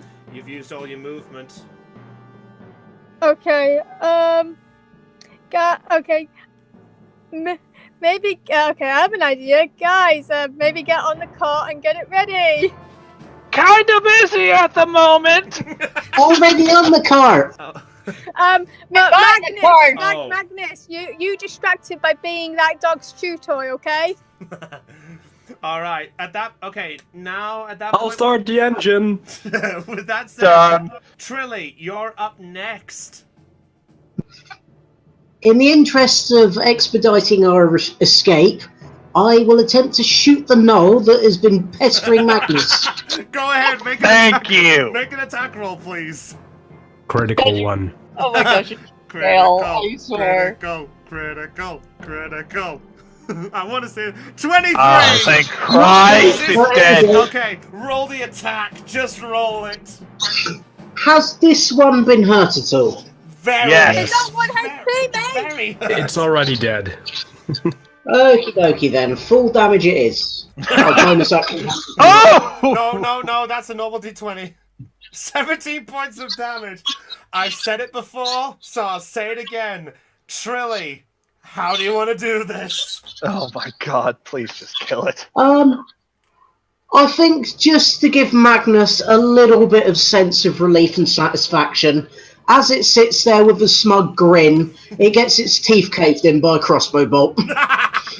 You're right, that was satisfying. So as the sword Although I can't steal its teeth and make a necklace now. Yeah, so Whatever. So as the sword strike goes down, Magnus, you look up and you see the gnoll literally on the verge of turning into like a walking hyena at this point, just like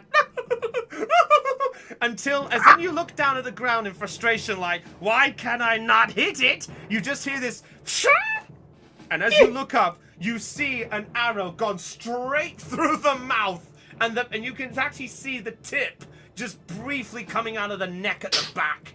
And you watch as the gnoll just falls down, still with the grin on its face, and it falls down. Choke on it. Dead. Well, time to book it. Terrifying. All right. Okay. Well, in that case, let's go.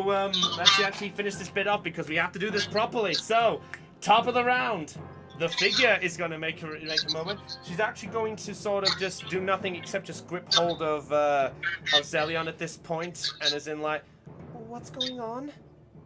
Is it over? Yes. Yeah, I kind of look. I got the reins. Okay, I kind of look up and just. It's over. All right. So at that point, you will then hear just briefly coming up another. They are now within. They are now 100 feet away. And, Let's get out of here. And in fact, just to mention it, by the way, guys, just in case you wondered, I would actually like. Let's see. I would like. We're in combat, Goldie, right? Still in combat, yes. You are still technically in combat because technically I haven't declared the end of it fully yet. But Goldie and Magnus, I would like you both to make a perception check, please. Oh no. I do not have good perception. I think it might be a minus Get on in the perception cart, for me. get in the cart, get in the cart. Hold on. Remember, still Perception. in the Yep, no, it's a +1. I got +2. Okay. Come on, I've been getting Oh low. my god! Now he gets the natural 20! I am so angry right now! I hate this game so fucking much. Magnus with a 16 + 1 and Caitlin with a natural 20. Now I it comes hate up. this game so Alright, much. at this No, point, you don't. the two of you, between the two of you, you recognize the noise as it is more gnolls coming. And because of how high you got it, you know which direction the gnolls are coming. The gnolls are coming from this direction. Oh, thank god we can get out of here still. Just for the record, I fucking hate you for that. Alright, so at this point, okay. I'll say at this point, because they are still technically closing in, we are still in combat, so I'll We say, need to I'll book give you it. guys, because they're not here, I'll give you guys a free action before we carry onward. So what do you guys want to do? Okay, I want to put Booking it! Okay, I want to get it. Okay, I want to get it to the We're all in the cart! to the car with the girl in my still in my arms. Alright. Alright, let's get the heck out of here! Yeah! you He's actually- got the reins. so I got the reins. Right, hold on. Right, so who's leading the reins? I got it. Okay. +4 animal handling. Go! Magnus, run.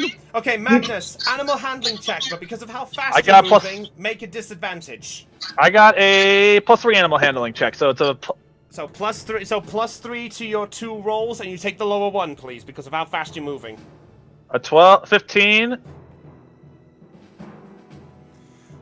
and a 17. I'll take the 15. So 15, okay. So despite how things are getting a little bit hectic, you snap on the reins and you pull. Which way are you going, by the way? Straight! You're Just going get the straight hell ahead. out of here. Okay. So at this point, you actually pull forward and you rush forward. And at that point, the little girl actually looks at you all and is like, "Daddy, where's Daddy?" Don't worry. We're just gonna get you out of here first, okay? Wait, who's the kid? But Daddy. Okay. Don't worry. We're gonna get you out. We'll explain everything on the way. I kind of hold the girl close. It's gonna be okay. It's gonna be okay. I kind of glance up at Goldie, giving her a look that says, "Is the dad still alive?" Just no, do.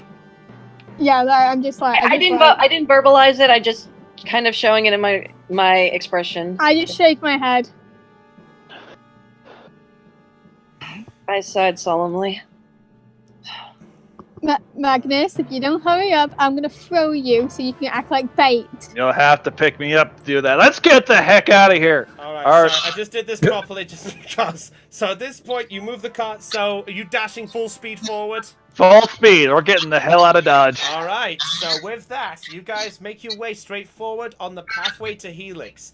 And as you guys... Bye, card. you guys don't have to do that. So as you guys rush forward, you actually hear right behind you the similar sound of... And within sort of an earshot, you can hear the sound of rustling from the top right above the cliffs.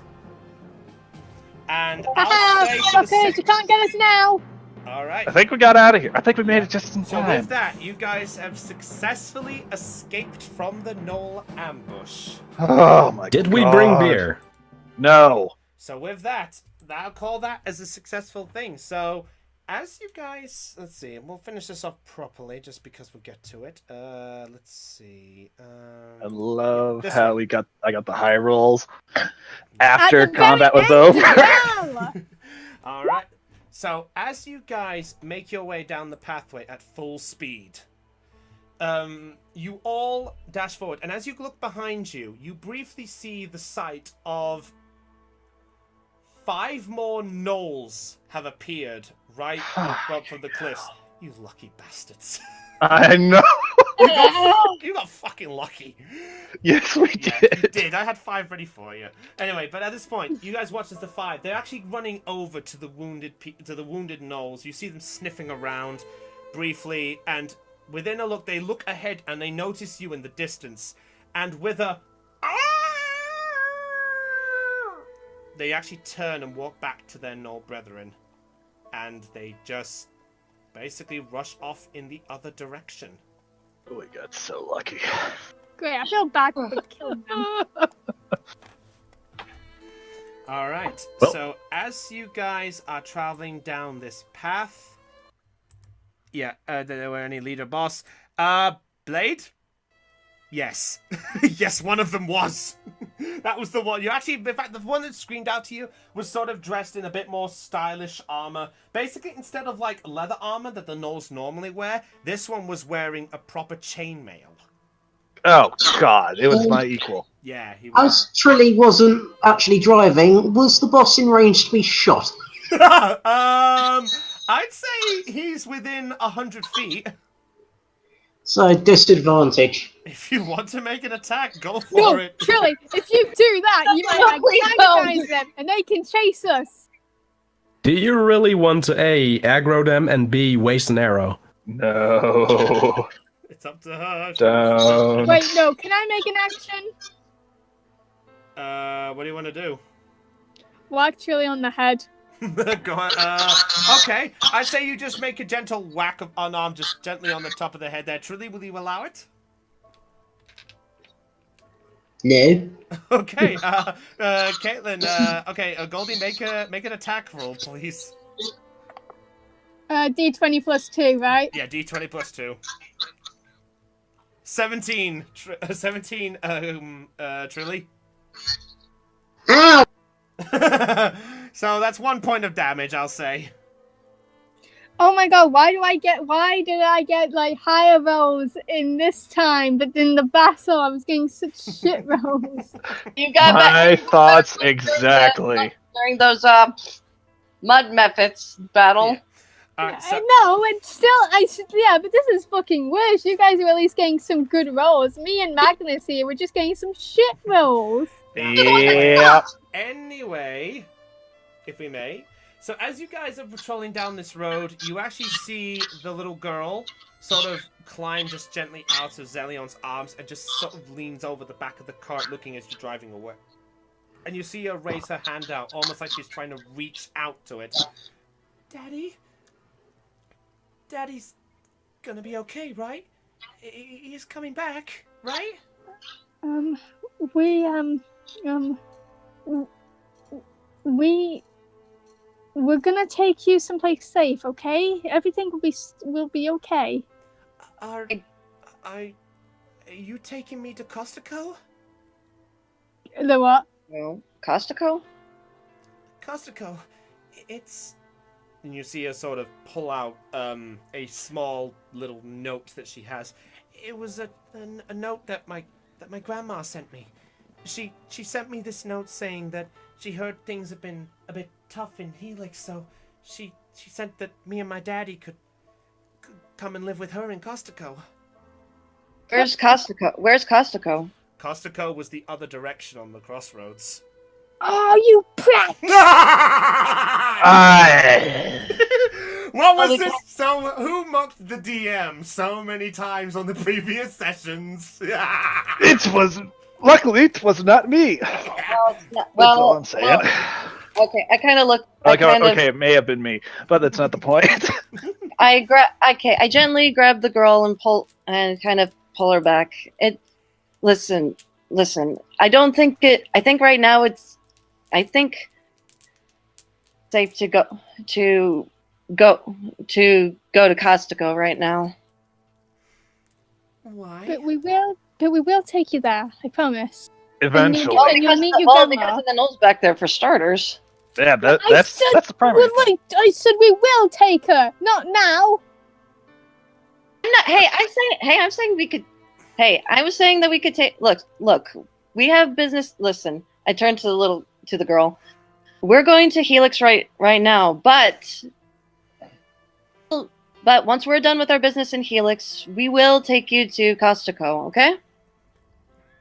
Zillion, might I happily remind you, pulls her and just whispers to him. Zillion, might I remind you that the whole place is infested with giant bugs, as well as maybe the black pen and other stuff, and do you really think that we should bring a little girl along with us? You might have a point. Wait, is it? Wait, I thought it had like a whole military or something. I thought it had like a bunch of guards there or something. Because Helix is a military base. At least it was when I was around. I mean, are they even being attacked right now? You've only heard you only heard from Titanus that the rumors that they were being attacked by giant bugs. You have no idea if they are or aren't at this point. Wait, I turned to the girl. Wait, is Helix being attacked right now? Yes. How would she know? She just came from there. She looks over at the giant figure. The big man's right. Me and Daddy, we escaped through the black sewers. Oh boy. They were a secret tunnel system to escape. When we came up and we looked back, we saw a huge spider. It was too far to tell how far it was, but it must have been about maybe 10 foot tall. I hate bugs. Yeah, fuck that. Okay, Hey, We're not going back there until those things are gone. That's the number one priority. We need to keep her safe. Little girl. Yes. Right. No, then. What's your name and are you hungry? I am, and my name's Annabelle. Okay, Annabelle. Oh, we're not taking a little girl back to a war zone, first off, and that's where Helix is. We're not taking her back to the ambush site because, ambush site.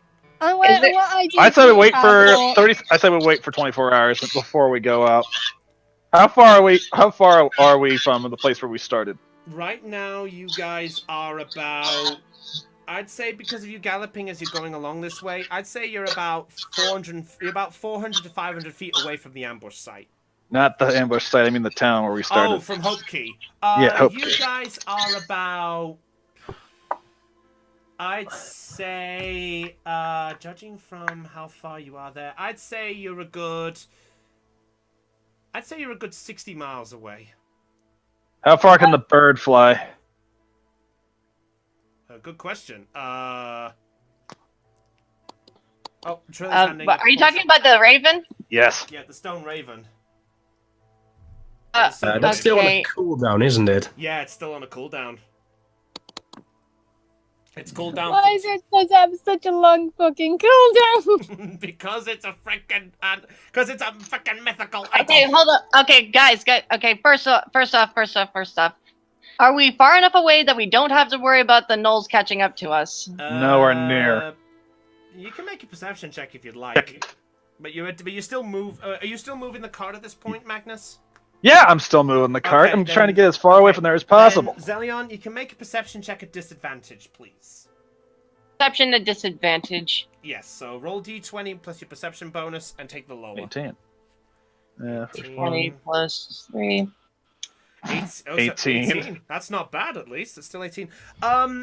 It's too far to tell exactly how far you are, but you can at least tell that they are a good distance away. You can tell they're not coming after you. Okay, yeah, wait, maybe we should wait until... Yeah, we should definitely wait until they're... Oh. If Helix really is under attack at the moment, then... Look, if Felix is under attack, we need to get there as soon as possible. But I don't want to go back toward those gnolls. Once we get the problem, Helix will need every man and woman to help out with the attack. And I they're have an bugs. idea. We have an exterminator with us. Okay, Wait, hold up. I have an idea. What's the idea? How about three of us go to. We're not Helix splitting and have up.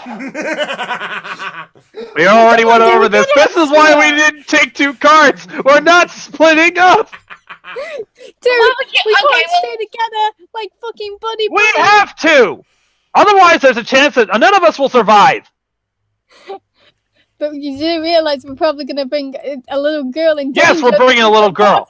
There's going to be a guard there, right? She can take us back to the black sewers and get her safe. She'll know that place like the back of her hand. Or, Once we put her somewhere safe where she won't get attacked, we help out.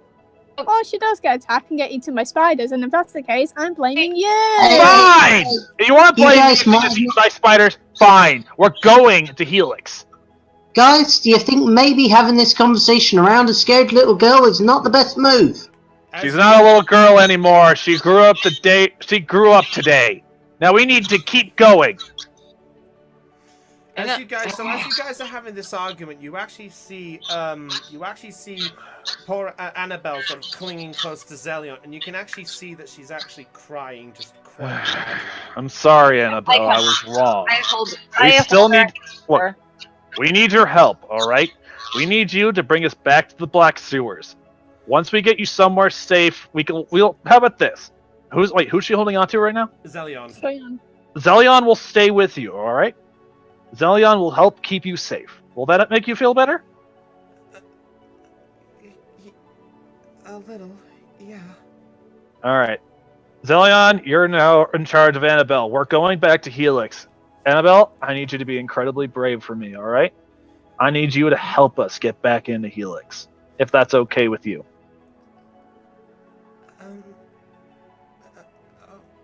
Okay, but I'm honestly scared. So am I. Hey, It just takes a strong. It takes a brave person to admit when they're scared. Now let's go. You want to ride up here with me? I'll let you take control of the horses. She looks up at Zelion, almost sort of like asking for permission. Be careful, though. He might try and eat you. Okay. Oh wow! Oh, don't worry. That was only a threat. I glare at Goldie, and then I just smile. Hey, it's okay. Magnus is friendly. I may look tough, but I'm a softie on the inside. She sort of just frowns a little bit, like, you didn't sound it when you raised your voice.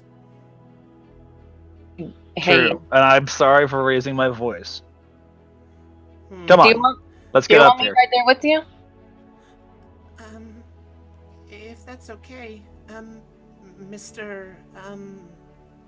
Magnus. Zelion. Zelion, right. Magnus, Zelion, and to all your friends as well. And she sort of looks over at Trilly for a brief moment. Are you I'm Trilly. a little girl too? Yes. I resist the urge to snicker. I'm a halfling, sweetie.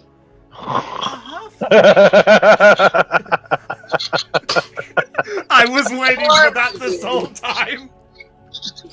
Trilly gives you laughing buggers a glare that reminds you she shot Knowles and you could be next. I can't. Okay. Truly, don't. You saw how should I be caught having it. your. Hasn't your mother ever told you not to hold sharp objects?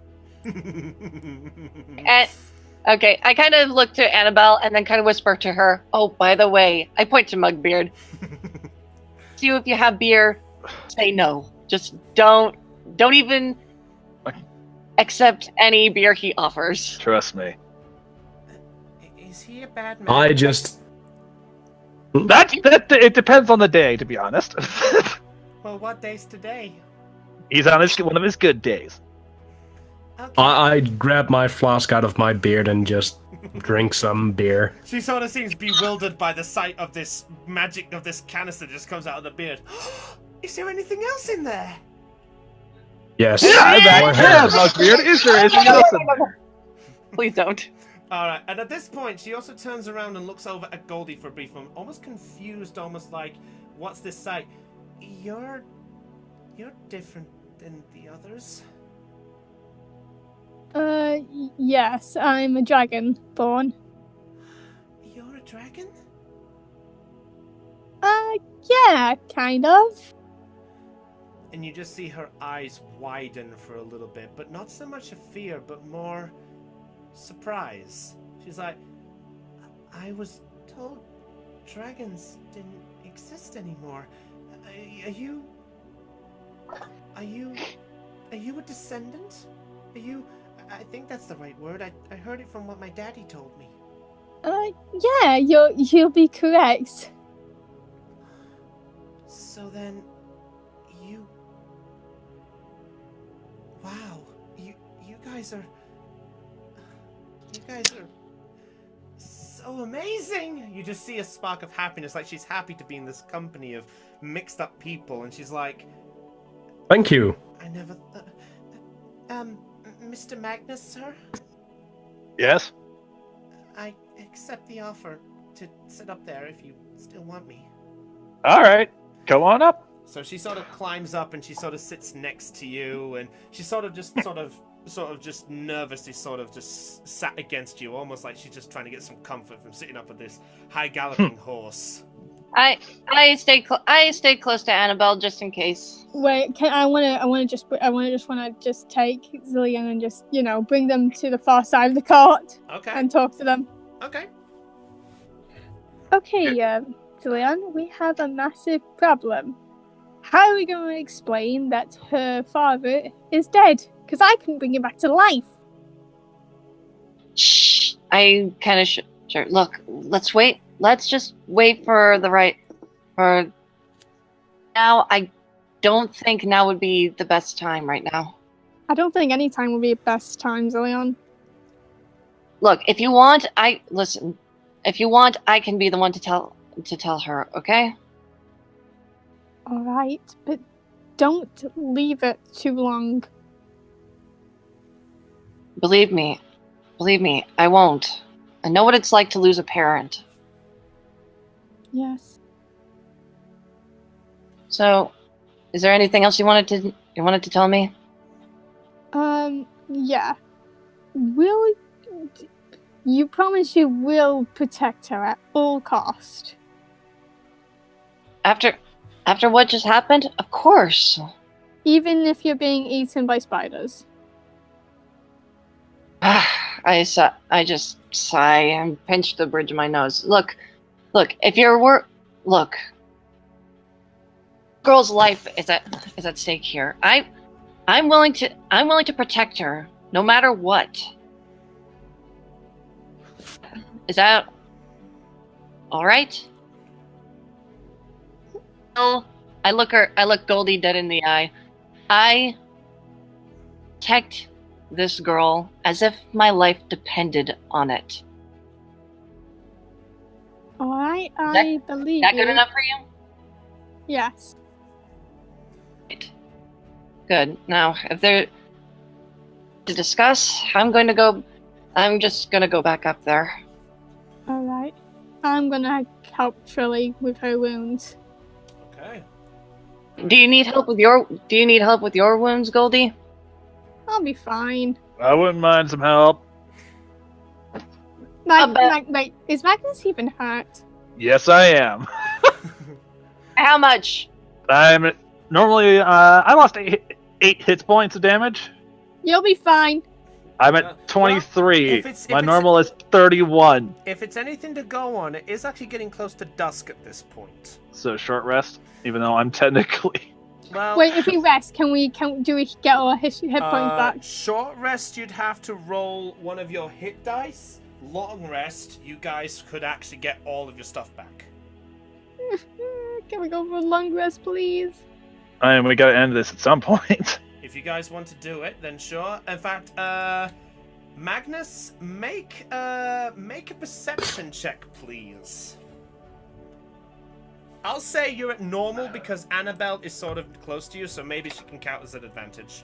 So +1, because that's my perception. So yeah, because technically you're still moving fast, so just roll as normal.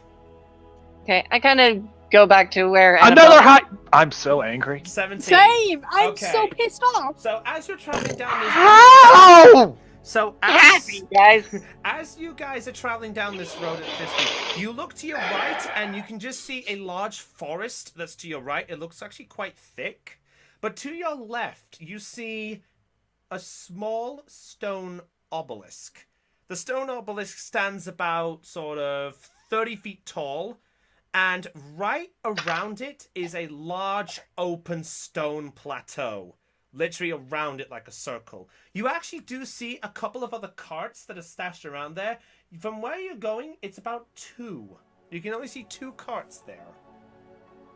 And you can actually see people there. You can actually see people lighting fires and getting themselves ready and stuff like that. You could say it's like a makeshift campsite. Hey guys, I'm gonna have to go, but I'll see you all later. Alright, Caitlin. It's alright, we're coming close to the end anyway, so we'll see you later, Ready? okay? See ya. Okay, so if you guys want to stop off there, you can do, or you guys can keep going. It's up to you. Who's up for going? But so wait, are we going to Well, the Helix? plan is- Helix is the plan right now. If we continue riding through the night, we should get about halfway there by morning.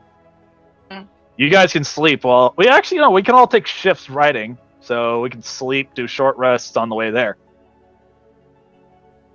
Yep, I have no health lost, so I only need a short rest to regain my key points. So we in agreement with that?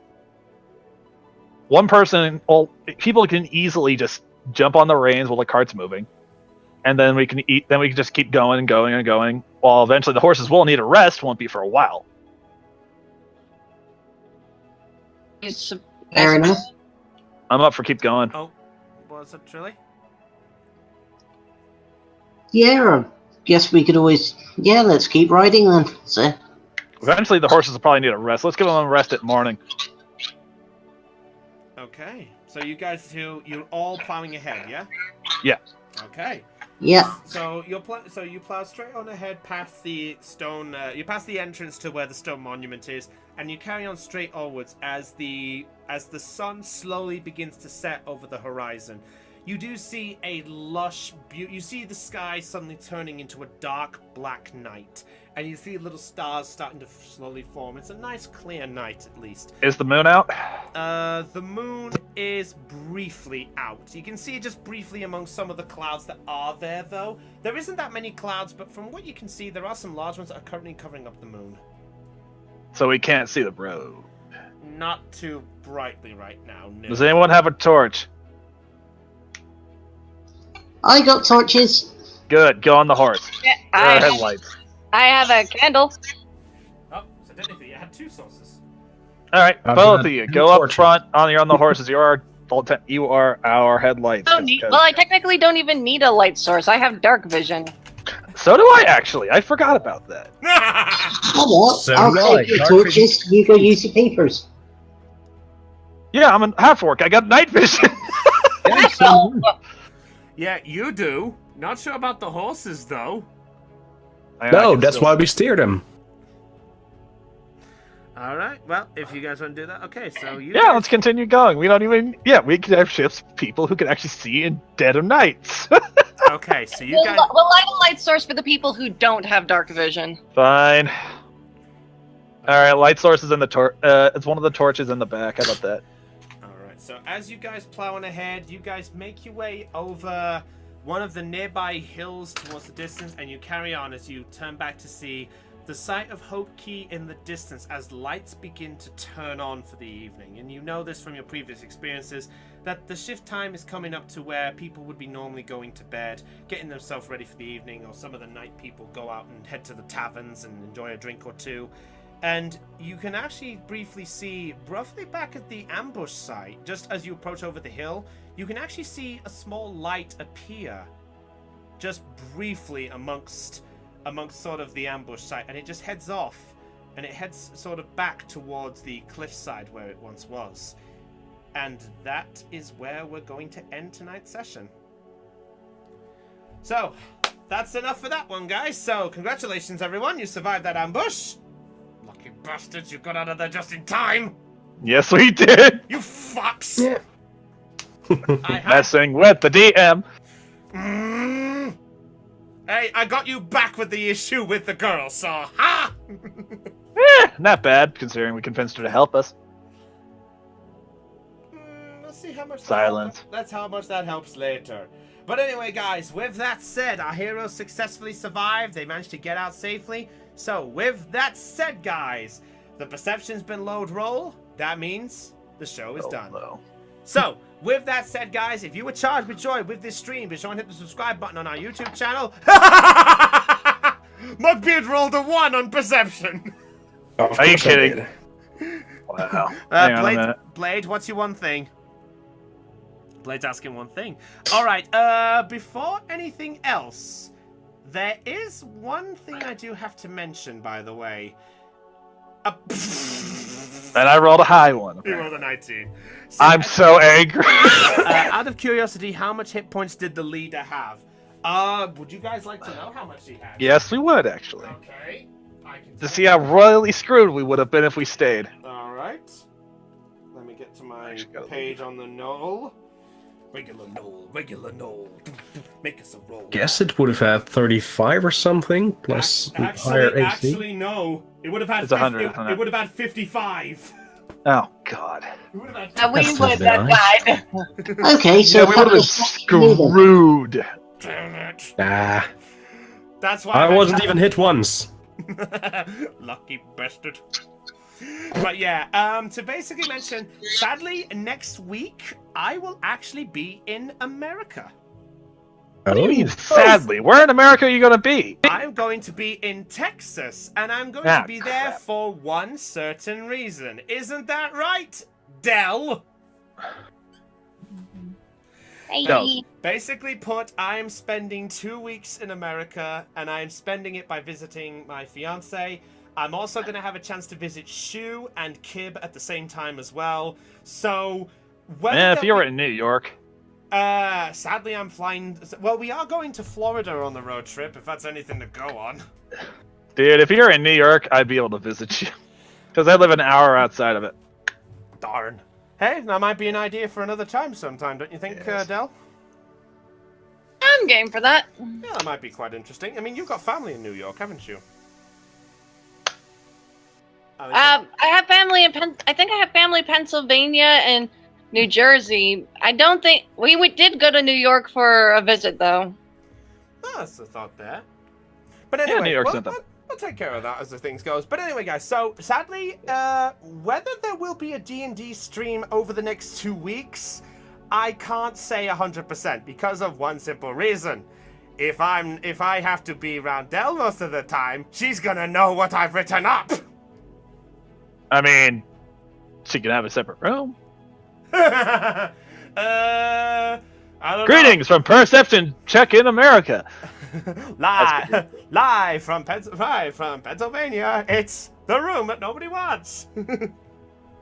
But anyway, we'll have to see what happens here, guys. But I will say this. There will be some normal Sunday streams going on because I will be actually taking my laptop and my DS stuff. So I will be able to do live stream of like Soul Silver and stuff like that if need be. So we could easily do that if possible. But as for D&D, we'll have to take a look and see what happens. But for now, guys, that is all for tonight's episode. So our heroes are on their way to Helix with a new company in tow. The question is, will this be a beneficial choice to make, or have they just walked right into the fray? Well, we'll have to see what happens next time. So for now, it's goodbye from Brownie of the Joy Charge Gamers. It's goodbye from Raven. Bye. It's goodbye from Aeon. Bye. It's goodbye from Magnus. Later. And it's goodbye from Dell. Bye! And a goodbye from Caitlin as well. So, with that said, guys, this is Brownie of the Joy Charge Gamers, signing off on Let's Play Live Dungeons and Dragons. Stay charged and catch you all later! Goodbye! That's the wrong one.